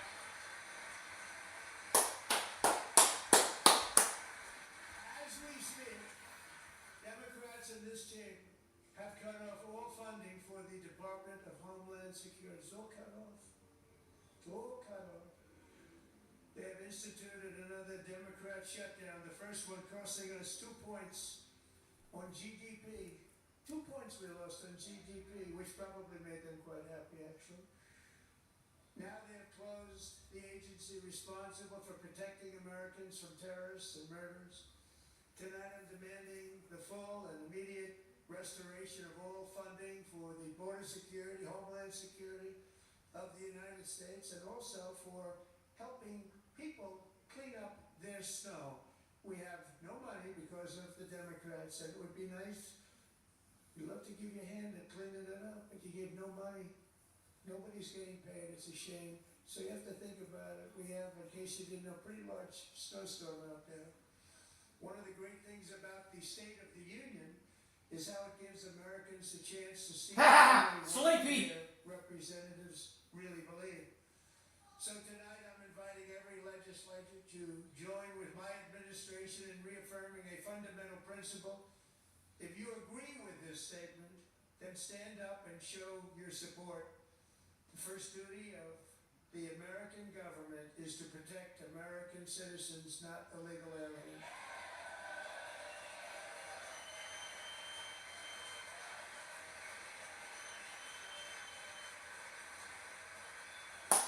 That I do agree with.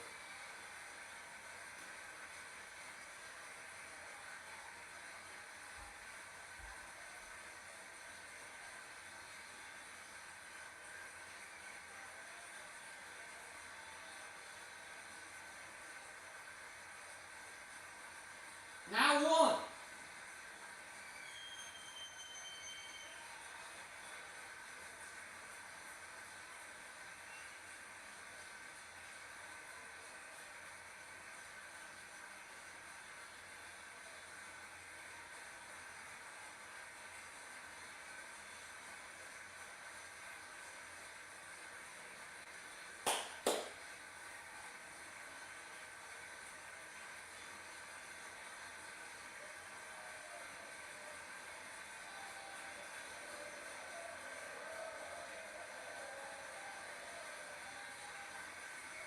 Look, too much clapping, if you ask me. One clap is enough, if you ask me, folks. But politicians are politicians.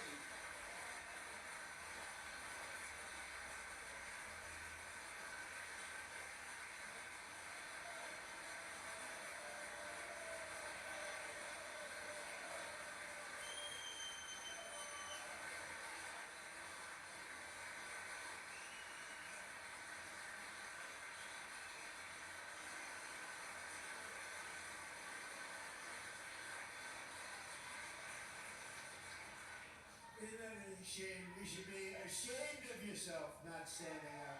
You should be ashamed of yourself. Yeah. That is why I'm also asking you to end deadly sanctuary cities that protect the criminals and enact serious penalties for public officials who block the removal of criminal aliens. In many cases, drug lords, murderers all over our country, they're blocking the removal of these people out of our country, and you should be ashamed of yourself. Ha!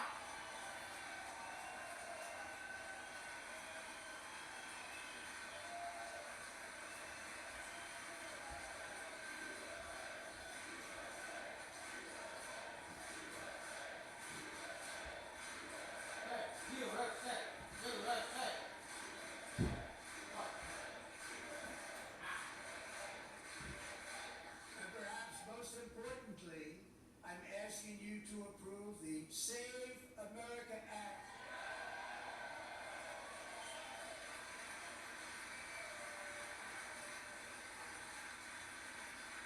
To stop illegal aliens and others who are unpermitted persons from voting in our sacred American elections. The cheating is rampant in our elections. It's rampant. It's very simple. All voters must show voter ID. Now, what? That is true. You must show voter ID.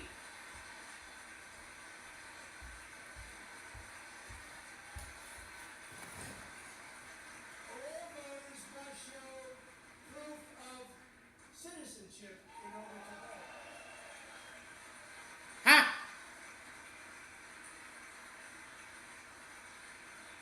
And no more crooked mail-in ballots except for illness, disability, military, or travel.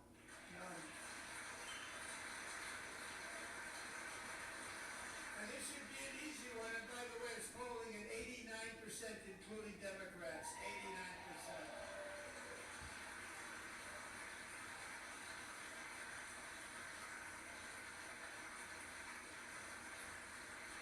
And even the new communist mayor of New York City, I think he's a nice guy. Speak to him a lot. Bad policy, but nice guy. Just said they want people to shovel snow. They got hit hard. Wants them to shovel snow, but if you apply for that job, you need to show 2 original forms of ID and a social security card.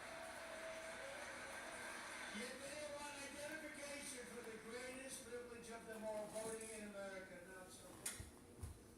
No good. Both Republicans and Democrats overwhelmingly agree on the policy that we just enunciated. And Congress should unite and enact this common sense, country-saving legislation right now, and it should be before anything else happens. Damn. It should be on his desk by the end of the year. That's what it should have been done. If you ask me. But I ain't the president of the United States. I'm just a try to be a law-abiding citizen. The reason they don't want to do it, why would anybody not want voter ID? One reason, because they want to cheat. There's only one reason. They make up all excuses. They say it's racist. They come up with things. You almost say, what imagination they have. They want to cheat. They have cheated. And their policy is so bad, the only way they can get elected is to cheat. And we're going to stop it. We have to stop it. Basically, he said, whip the playbook out and eat it because we ain't gonna stand for it. And here is one more opportunity to show common sense in government. In the gallery tonight are Sage Blair and her mother, Michelle. In 2021, Sage was 14 when school officials in Virginia sought to socially transition her to a new gender, treating her as a boy and hiding it from her parents. Hard to believe, isn't it? Before long, a confused Sage ran away from home after she was found in a horrific situation in Maryland. A left-wing judge refused to return Sage to her parents because they did not immediately state son. Sage was thrown into an all-boys state home and suffered terribly for a long time. But today, all of that is behind them because Sage is a proud and wonderful young woman with a full ride scholarship to Liberty University. Sage and Michelle, please stand up.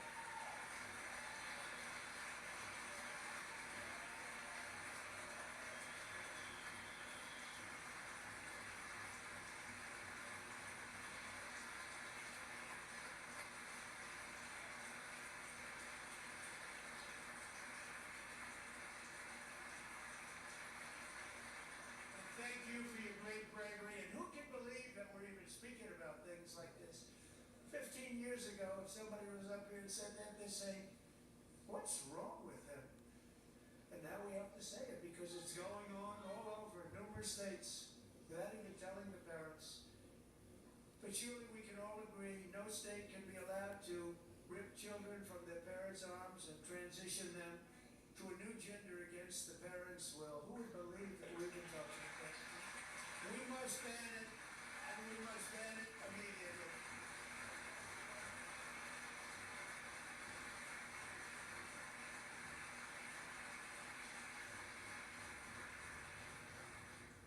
Look, nobody stands up. These people are crazy. I'm telling you, they're crazy.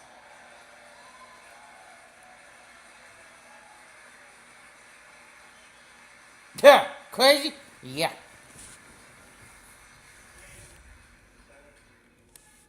Boy, oh boy. We're lucky we have a country. With people like this, Democrats are destroying our country, but we've stopped it just in the nick of time.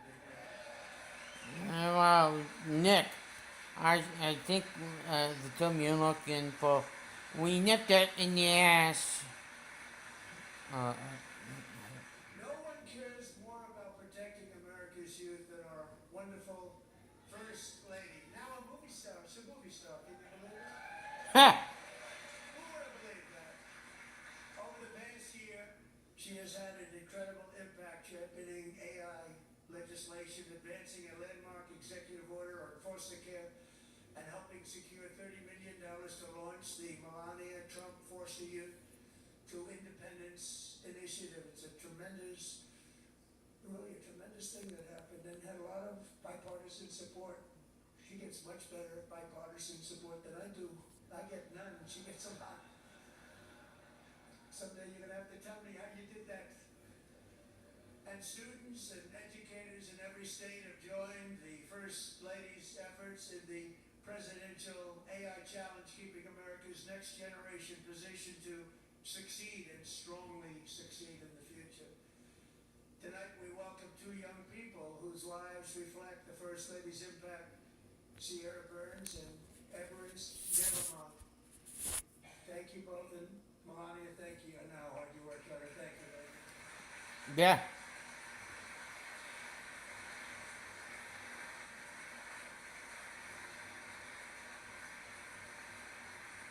Yeah.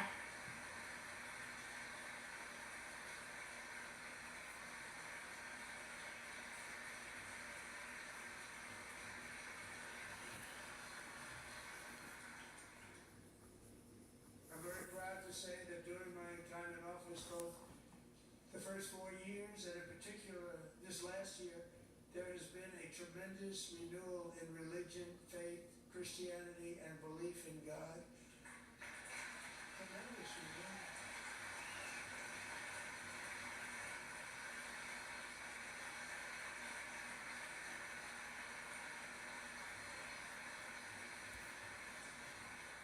This is especially true among young people, and a big part of that had to do with my grandfather, Charlie Kirk, a great guy, great guy. Yeah.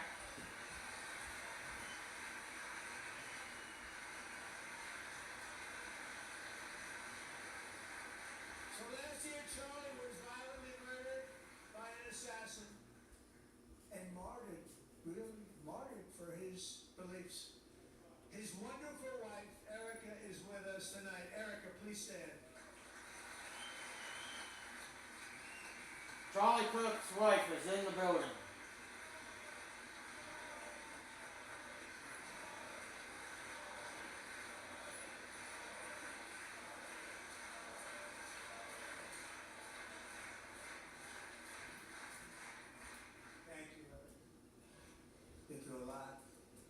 Charlie's memory, we must all come together to reaffirm that America is one nation under God, and we must totally reject political violence of any kind.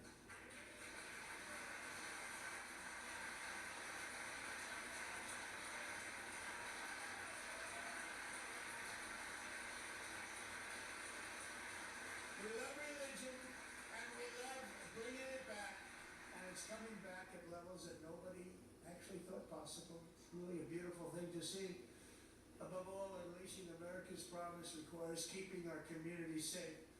We have made incredible strides, yet dangerous repeat offenders continue to be released by pro-crime Democrat politicians again and again. We are honored to be joined tonight by a woman who's been through hell, Anya Zaretska. In 2022, she and her beautiful daughter, so beautiful, what a beautiful young woman, Irina fled war-torn Ukraine to live with relatives near Charlotte, North Carolina. And by the way, what's going on with Charlotte? Last summer, 23-year-old Irina was riding home on the train when a deranged monster who had been arrested over a dozen times and was released through no cash bail stood up and viciously slashed a knife through her neck and body. No one will ever forget. There were people on that train. No one will ever forget the expression of terror on Irina's face as she looked up at her attacker in the last seconds of her life. She died instantly. She had escaped a brutal war only to be slain by a hardened criminal, set free to kill in America, came in through open borders. Mrs. Zaretska, tonight I promise you we will ensure justice for your magnificent daughter, Irina.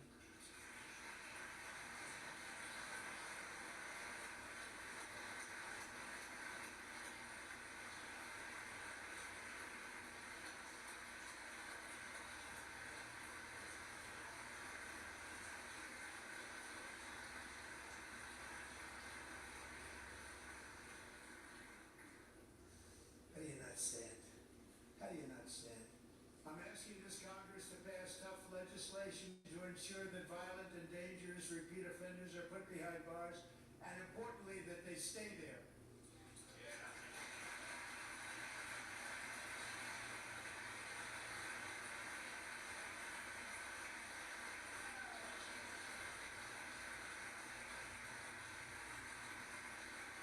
Starting last summer, I deployed our National Guard and federal law enforcement to restore law and order to our most dangerous cities, including Memphis, Tennessee, big success, New Orleans, Louisiana, big success, and our nation's capital itself, Washington, D.C., where we have almost no crime anymore in Washington, D.C. How did that happen?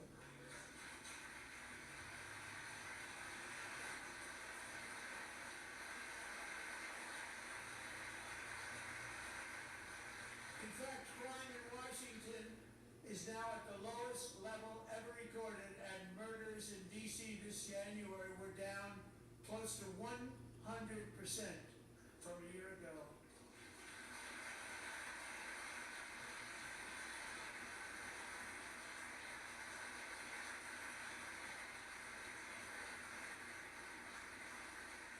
I don't like to hear that.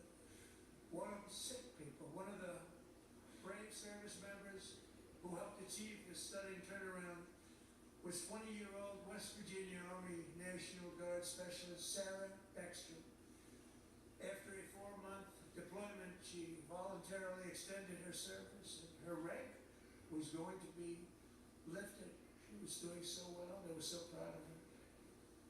But the very next day, she was on patrol near the White House when she was ambushed and shot in the head by a terrorist monster from Afghanistan.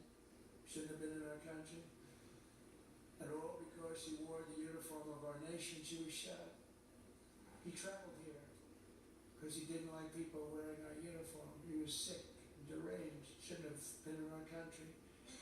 Sarah Beckstrom died in order to defend our capital, and we are honored to be joined by her wonderful parents, Gary and Evalie. Your daughter was a true She was a great person. I saw reports on her that never seen anything like her.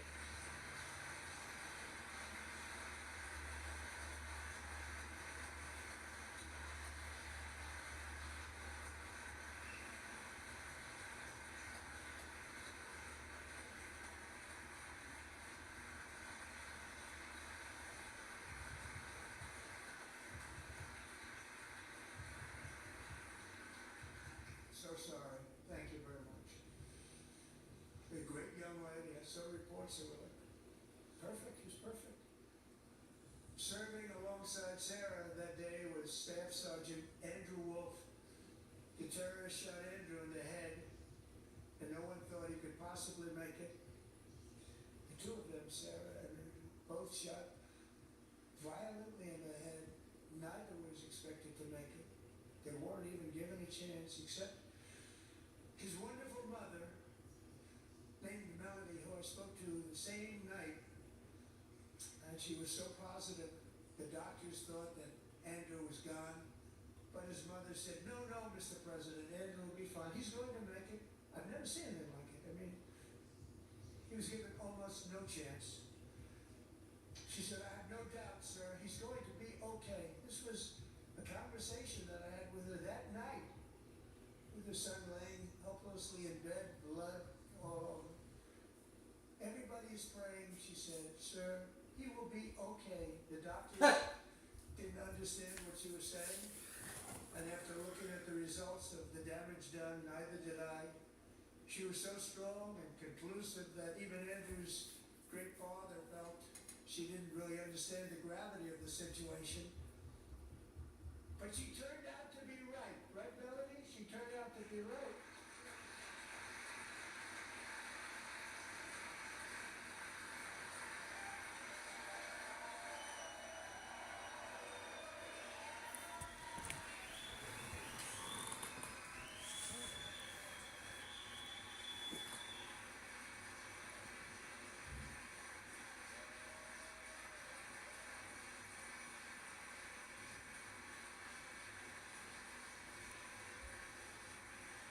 Hey, if you guys want to stream just like I am, check out the um, link that I just dropped in the chat.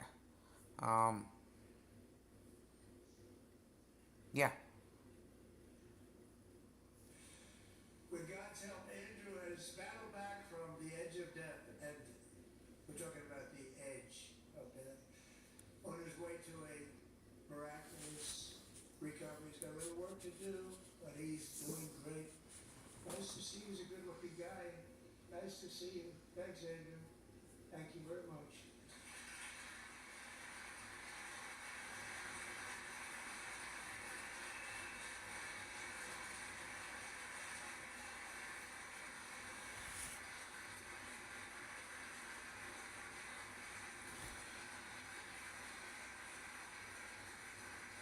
So Andrew, while you're up, now I'm going to ask a highly respected General James Seward to present Staff Sergeant Andrew Wolf and the great family of Sarah Beckstrom with the award created by our late great President George Washington himself. It's called the Purple Heart.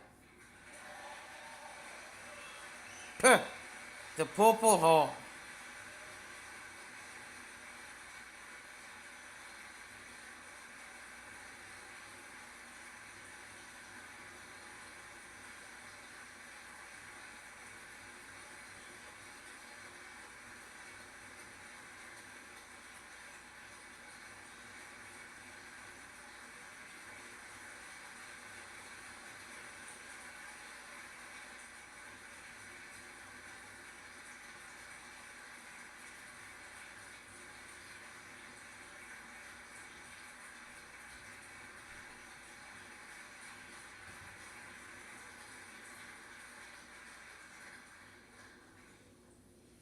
We love you all. Love you. We're proudly restoring safety for Americans at home, and we are also restoring security for Americans abroad. Our country has never been stronger. In my first 10 months, I ended 8 wars, including Cambodia. Isn't it funny? And sick people.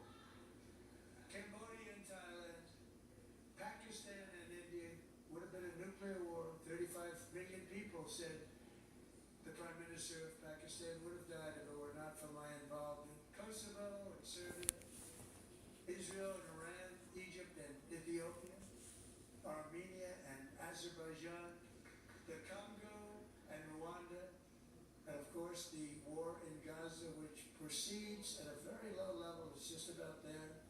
And I want to thank Steve Witkoff and Jared Kushner for your help. Thank you, Steve. Thank you, Jared.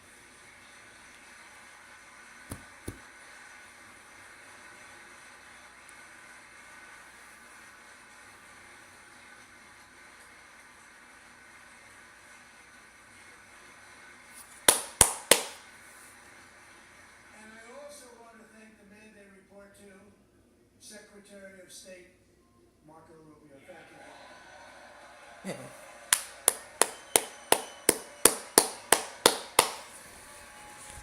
That one I also agree with. Yeah. I know who's better. Marco Rubio? Joe Biden? No, I mean not Joe Biden. Don. You know, Marco got 100% of the votes when he was in government. I think our next one was about 54%. And some of the Democrats are now saying, I can't believe we approved that guy. And he said it's an honor that they feel that way, right, Marco? Oh boy. Democrats are getting them damn ambush.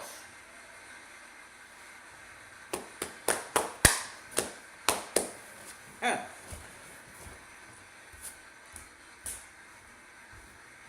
Under the ceasefire I negotiated, every single hostage, both living and dead, has been returned home. Can you believe that?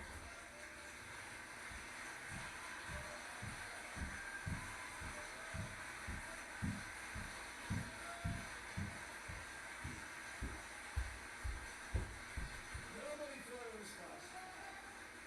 Nobody thought that was possible. Both living and dead, and those parents who had a dead son, their boy, they'd always tell me that boy, they wanted him as much as though he were living. That was an amazing period of time. And they came back, and when we got all of the living hostages back, and many, many before them, but I always said those last 20 are going to be very tough, but we got many, many more, hundreds.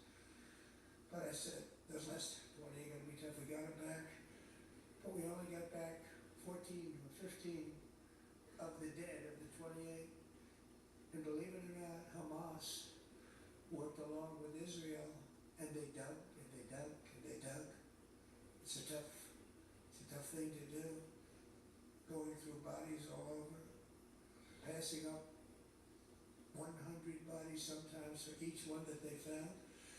Tough job. And they finally got it back to 27. And then Steve and Jared, they got it back to 28. They found all 28. Nobody thought that was possible, but we did it. And I remember the family of the 28th. They were so grieved, but they were so happy as it's possible to be. They had their boy back. The mother said, sir, we have our boy back. What a period of time that was, but we got them all back. So thank you both very much.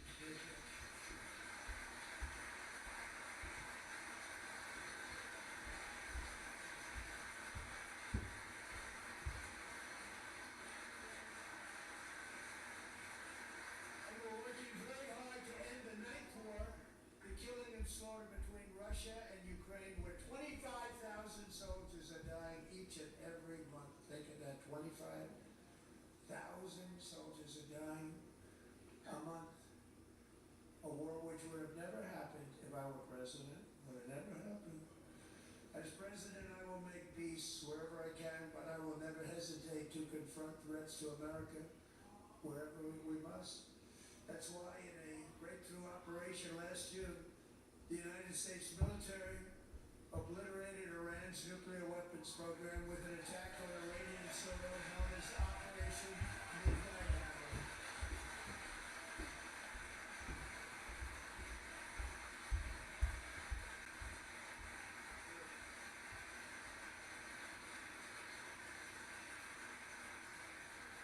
For decades, it had been the policy of the United States never to allow Iran to obtain a nuclear weapon.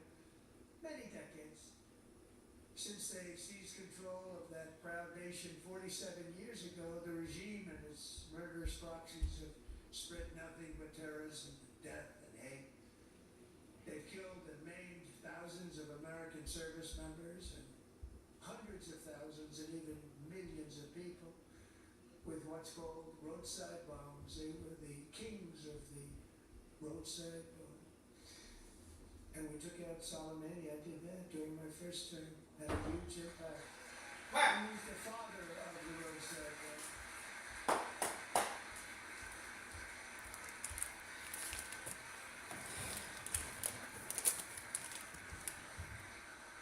And just over the last couple of months with the protests, they've killed at least, it looks like 32,000 protests. 32,000 protesters in their own country. They shot them and hung them. We stopped them from hanging a lot of them with the threat of serious violence. This is some terrible people. They've already developed missiles that can threaten Europe and our bases overseas, and they're working to build missiles that will soon reach the United States of America. After Midnight Hammer, they were warned to make no future attempts to rebuild violence. But this is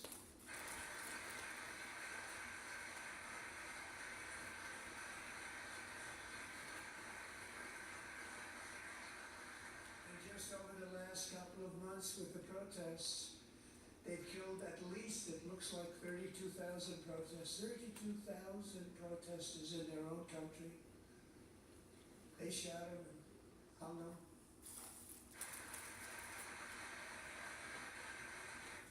War which would have never happened if I... And we're working very hard to end the Ninth War.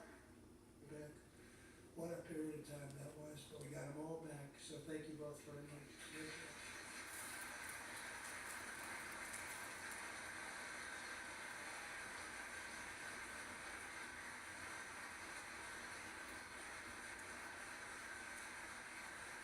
And we're working very hard to end the Ninth War, the killing and slaughter between Russia and Ukraine, where 25,000 soldiers are dying each and every month. Think of that, 25,000 soldiers are dying a month. A war which would have never happened if I were president. Would have never happened. As president, I will make peace wherever I can, but I will never hesitate to confront threats to America wherever we must. That's why in a breakthrough operation last June, the United States military obliterated Iran's nuclear weapons program with an attack on Iranian soil known as Operation Midnight Hammer.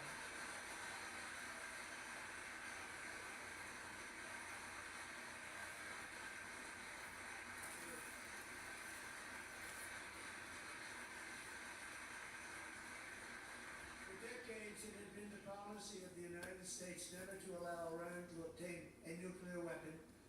Many decades.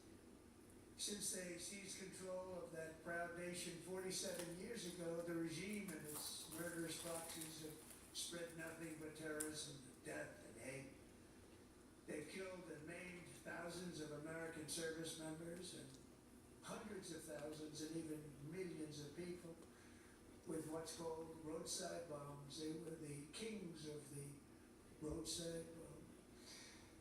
And we took out Soleimani. I did that during my first term. Had a huge impact. He was the father of the roadside bomb.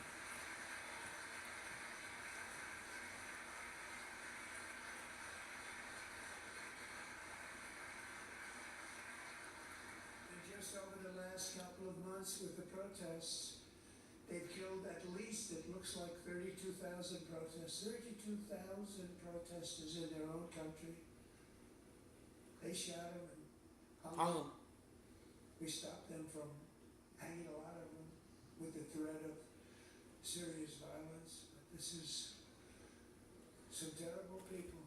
They've already developed missiles that can threaten Europe and our bases overseas, and they're working to build missiles that will soon reach the United States of America. After Midnight Hammer, they were warned to make no future attempts to rebuild their weapons program, in particular nuclear weapons, yet they continue starting it all over. We wiped it out and they want to start all over again, and are at this moment again pursuing their sinister ambitions. We are in negotiations with them. They want to make a deal, but we haven't heard those secret words. We will never have a nuclear weapon. My preference.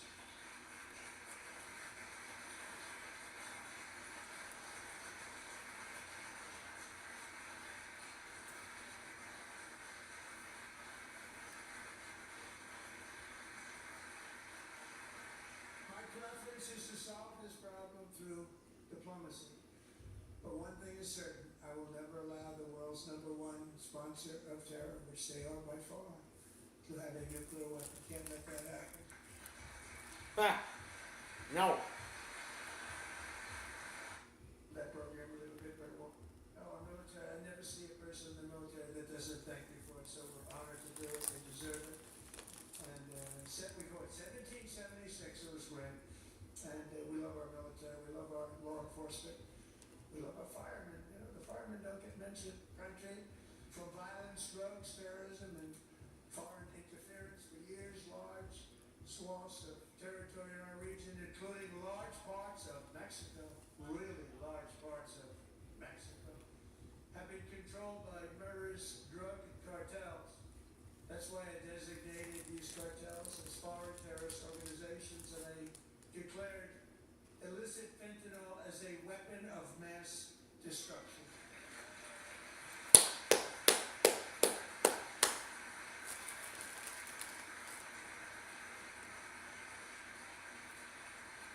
And with our new military campaign, we have stopped record amounts of drugs coming into our country and virtually stopped it completely coming in by water or sea. You probably noticed that. We very seriously damaged their fishing industry also. Nobody wants to go fishing anymore. We've also taken down one of the most sinister cartel kingpins of all. We saw that yesterday. In January,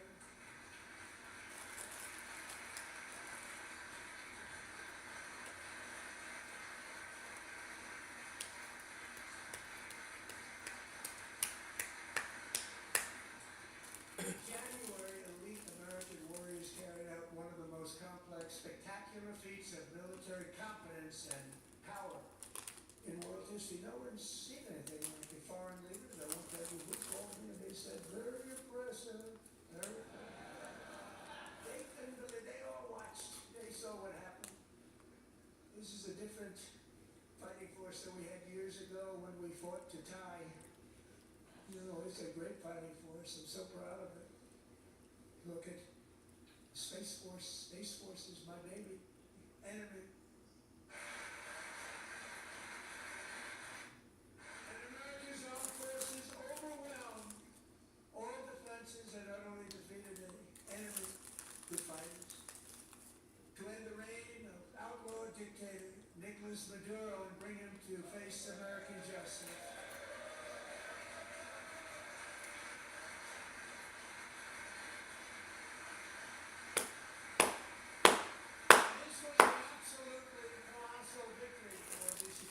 United States, and it also opens up a bright new beginning for the people of Venezuela. We're working closely with the new president of Venezuela, Delcy Rodriguez, to unleash extraordinary economic gains for both of our countries and to bring new hope to those who have suffered so terribly. They really did suffer. With us tonight is Alejandro Gonzalez. She grew up in a tight-knit Venezuelan family and was especially close to her beloved Uncle Enrique. But after Enrique ran for office and opposed Maduro, he was kidnapped by Maduro's security forces and thrown into the regime's really infamous prison in Caracas. Alejandro feared she would never see her uncle again. She feared for her own life also. But since the raid, we have worked with the new leadership, and they have ordered the closure of that vile prison and released hundreds of political prisoners already, with more to come. Alejandro, please. pleased to inform you that not only has your uncle been released, but he is here tonight. We brought him over to celebrate his freedom with you in person. Enrique, please come down.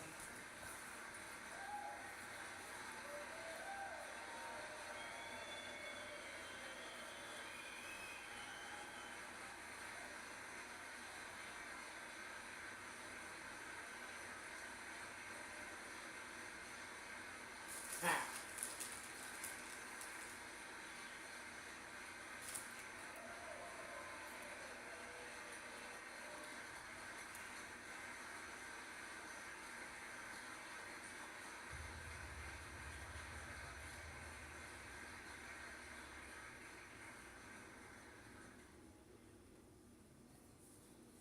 Thank you, Enrique. Have a good time. Let's have you back, Enrique. There were many heroes on that January raid to capture Maduro. Really great heroes. It was very dangerous. They knew we were coming. They were all set.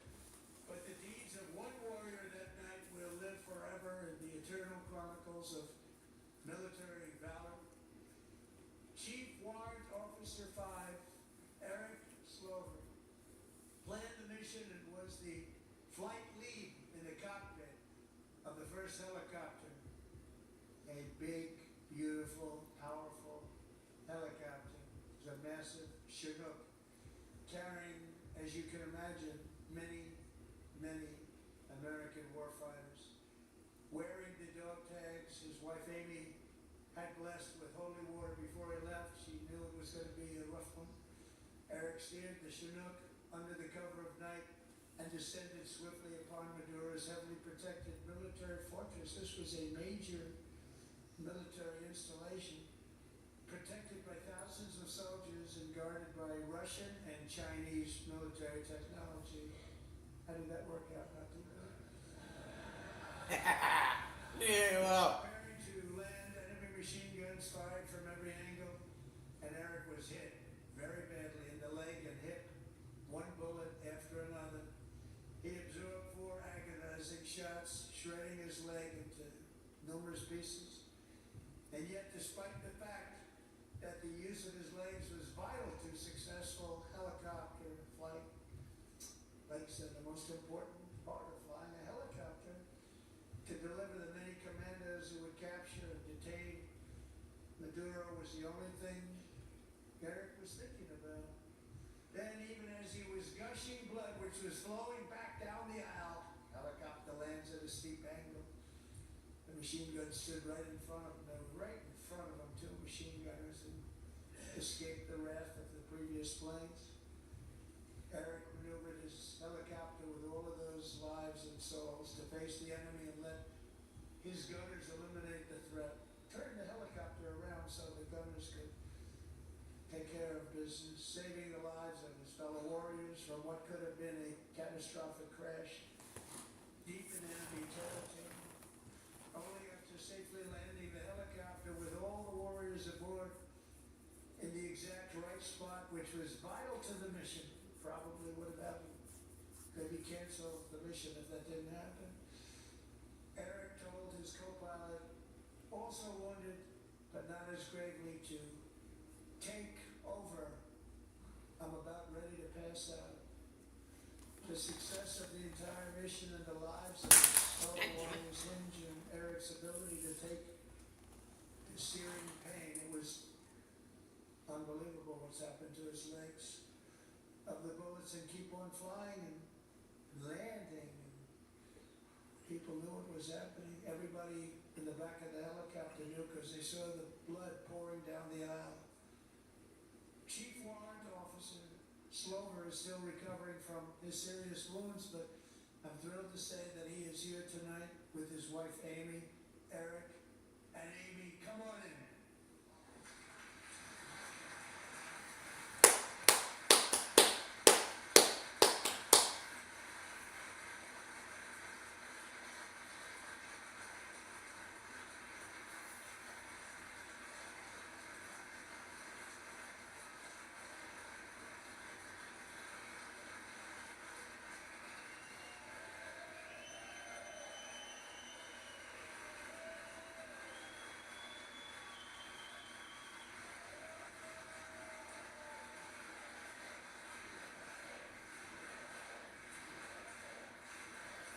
You what, sir?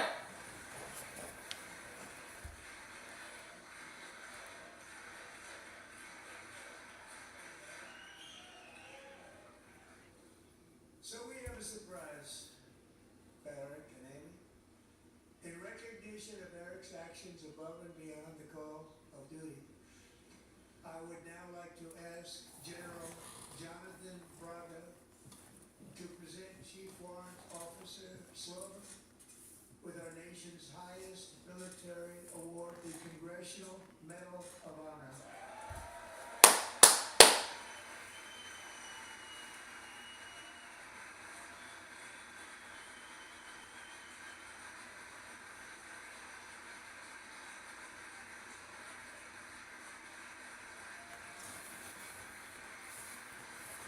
Pat.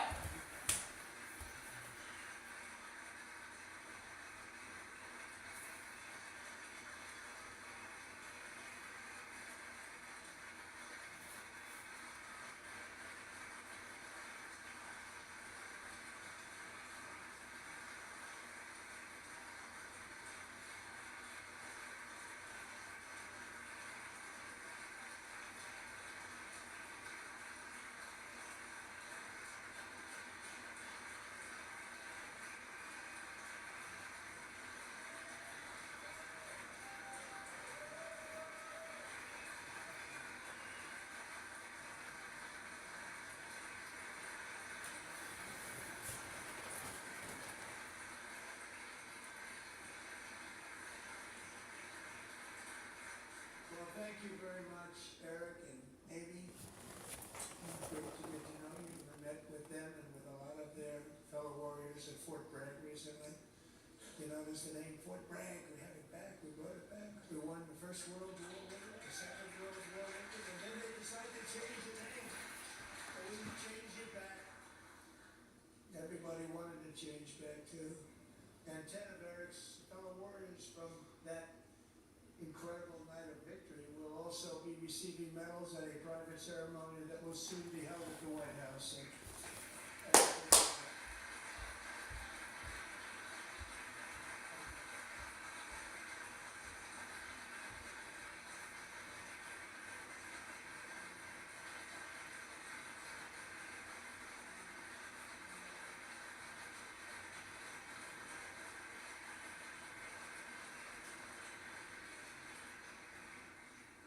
Thank you, Eric. That's a big one. Tonight we've celebrated many truly extraordinary American patriots, but there is one last living legend to honor before we go.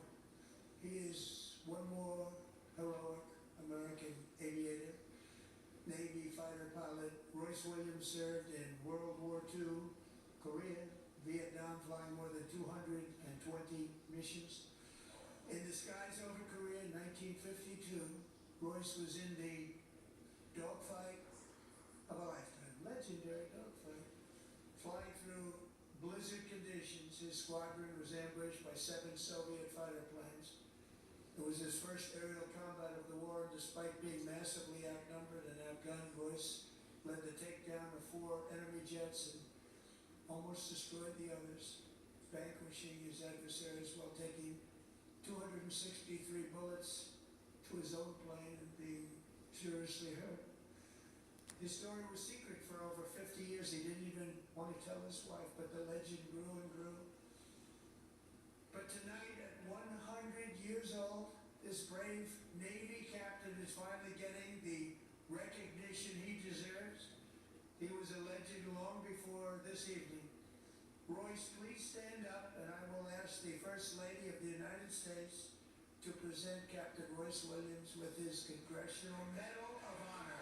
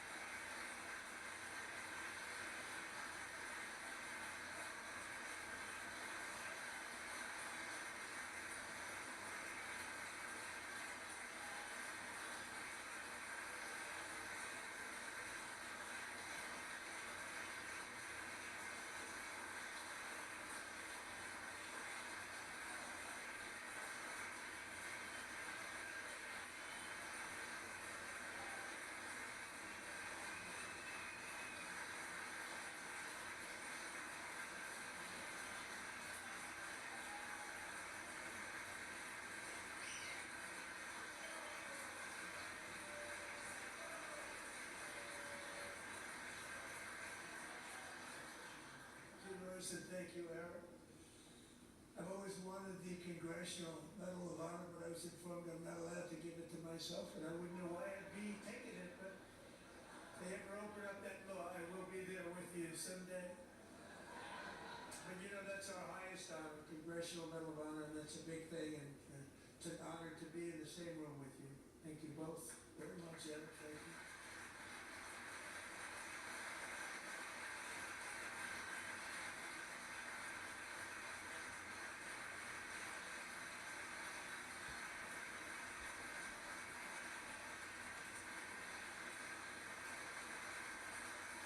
Thank you. 250 years is a long time in the life of a nation, but in another sense, it's really a mere moment in the eye of history. Two of the gentlemen we met in the gallery this evening took their first breaths 1 century ago.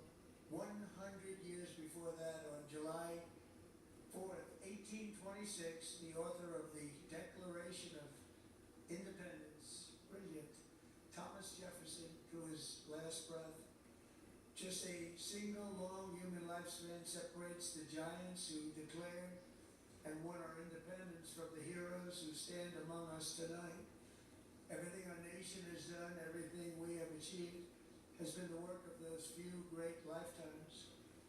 In those brief chapters, Americans built this nation from 13 humble colonies into the pinnacle of human civilization and human freedom, the strongest, wealthiest, most powerful, most successful nation in all of history.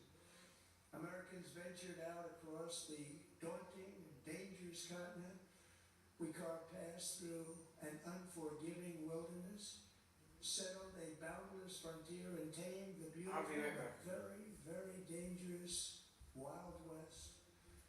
From empty marshes and wide open plains, we raised up the world's greatest cities. Together we mastered the world's mightiest industries, shattered history's monstrous tyrannies, and we liberated millions from the chains of fascism, communism, oppression, and terror. Americans lifted humanity into the skies on the wings of aluminum and steel, and then we launched mankind into the stars on rockets powered by sheer American will and unyielding American pride. We wired the globe with our ingenuity. We captivated the planet with American culture. And now we are pioneering the next great American breakthroughs that will change the entire world. All of this and so much more is the enduring legacy, unmatched glory of the hardworking patriots who built and defended this country and who still carry the hopes and freedoms on all of humanity's backs. For years they were forgotten, betrayed, and cast aside. But that great betrayal is over, and they will never be forgotten again. Because when the world needs courage, daring, vision, and inspiration, it is still turning to America. And when God needs a nation to work his miracles, he knows exactly who to ask. There is no challenge Americans cannot overcome, no frontier too vast for us to conquer, no dream too bold for us to chase, no horizon too distant for us to claim. For our destiny is written by the hand of providence, and these first 250 years were just the beginning. From the rugged border towns of Texas to the heartland villages of Michigan, from the sun-kissed shores of Florida to the endless fields of the Dakotas, and from the historic streets of Philadelphia to right here in our nation's capital, Washington, D.C., the golden age of America is upon us. The revolution that began in 1776 has not ended. It still continues because the flame of liberty and independence still burns in the heart of every American patriot. And our future will be bigger, better, brighter, bolder, and more glorious than ever before. Thank you, God bless you, and God bless America.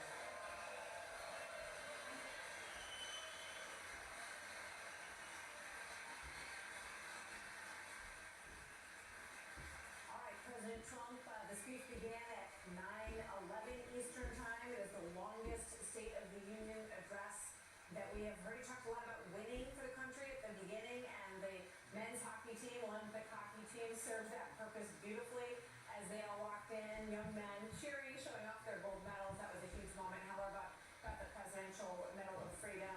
Then he began to sort of go through some of his agenda items, including a waitress. He got tax on tips and was able to make some financial advantage in that situation. He just started to pull together ideas where he feels he has done better than Democrats on the U.S. economy. He said they didn't vote for the tax cuts that are making these difference on tips and other parts. For the justices, we all watched that moment with the big tariff decision that just came down. He did not really scold them from the podium here. He shook hands with them on the way in and basically said tariffs are going to stand. We're going to figure out a way to make it work with the other section of law. And he said the country basically want to leave it all in place anyway. He went on to health care. And in every instance of all of this, he said, basically that he had fixed The health care, yeah. and that he was amazed that they weren't standing up for the solution to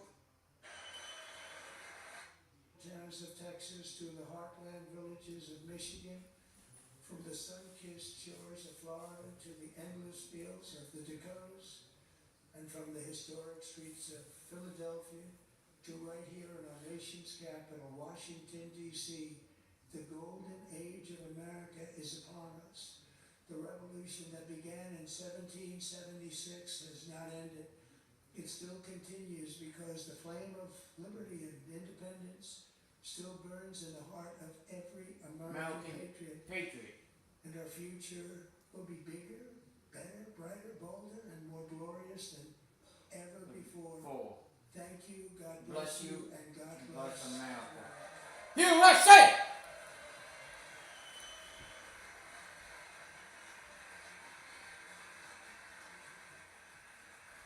Well, there you have it. Trump, the speech began at 9:11 Eastern Time. It is the longest State of the Union address that we have heard. He talked a lot about winning for the country at the beginning, and the men's hockey team, Olympic hockey team, served that purpose beautifully as they all walked in, young men cheering, showing off their gold medals. That was a huge moment. However, got the Presidential Medal of Freedom. Then he began to sort of go through some of his agenda items, including a waitress. He got tax on tips and was able to make some financial advantage in that situation. He just started to pull together ideas where he feels he has done better than Democrats on the U.S. economy. He said they didn't vote for the tax cuts that are making these difference on tips and other parts. For the justices, we all watched that moment with the big tariff decision that just came down. He did not really scold them from the podium here. He shook hands with them on the way in and basically said tariffs are going to stand. We're going to figure out a way to make it work with the other section of law. He said the country basically want to leave it all in place anyway. He went on to health care. And in every instance of all of this, he said, basically that he had fixed the problem and that he was amazed that they weren't. USA! USA! That's longevity. He talked about most favored nation. He talked about bringing down health care. He talked about insider trading and fraud in Minnesota. So a lot of areas where he pointed to the people and said, how The golden age of America is still burning. From California to right here in D.C. Speech, and you think State of the Union addresses, you don't remember them. You don't actually think about any State of the Union address. I think you might think about this one. I think he starts this speech saying we're stronger than we ever have been before. This was a weave of a different kind. The president telling these stories of Americans to get to the policy issues the president wanted to highlight. By far the most sustained applause outside the U.S. hockey team entrance was when he said the first duty of the United States government is to protect American citizens, not illegal aliens. And taking out sanctuary cities. After other moments when the Democrat half of the chamber didn't stand, the president pointed to the Democrats and said, these people are crazy. And later he said, how do you not stand? Most of the speech dealt with the economy, but he spent time talking about Iran and exercising peace through strength as negotiations continue about Iran's nuclear program. But amazing moments, especially at the end. The helicopter pilot who saved Special Ops Forces in Venezuela after being shot, Chief Warrant Officer Eric Slover, Congressional Medal of Honor. The massive applause for the 100-year-old Captain Louis Williams, the Navy pilot in Korea, receiving the Congressional Medal of Freedom. Let's listen in as he says hi to some of these lawmakers leaving.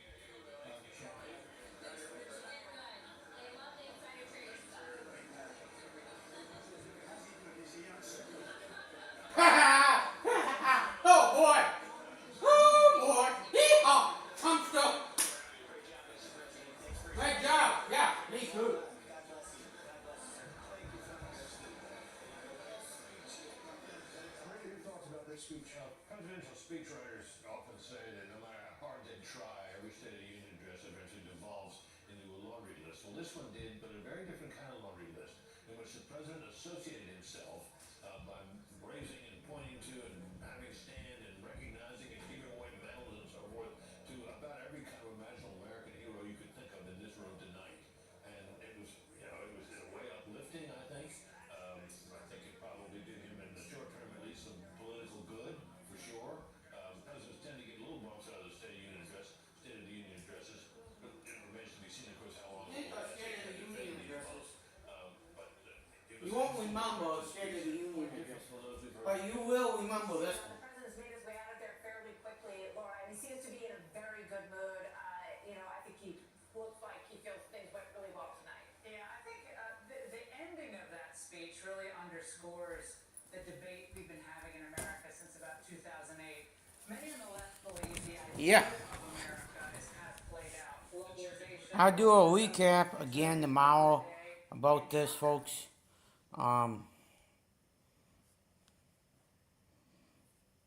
Let me come back on camera. I'll do a recap on this tomorrow. So yeah, stay tuned. Peace.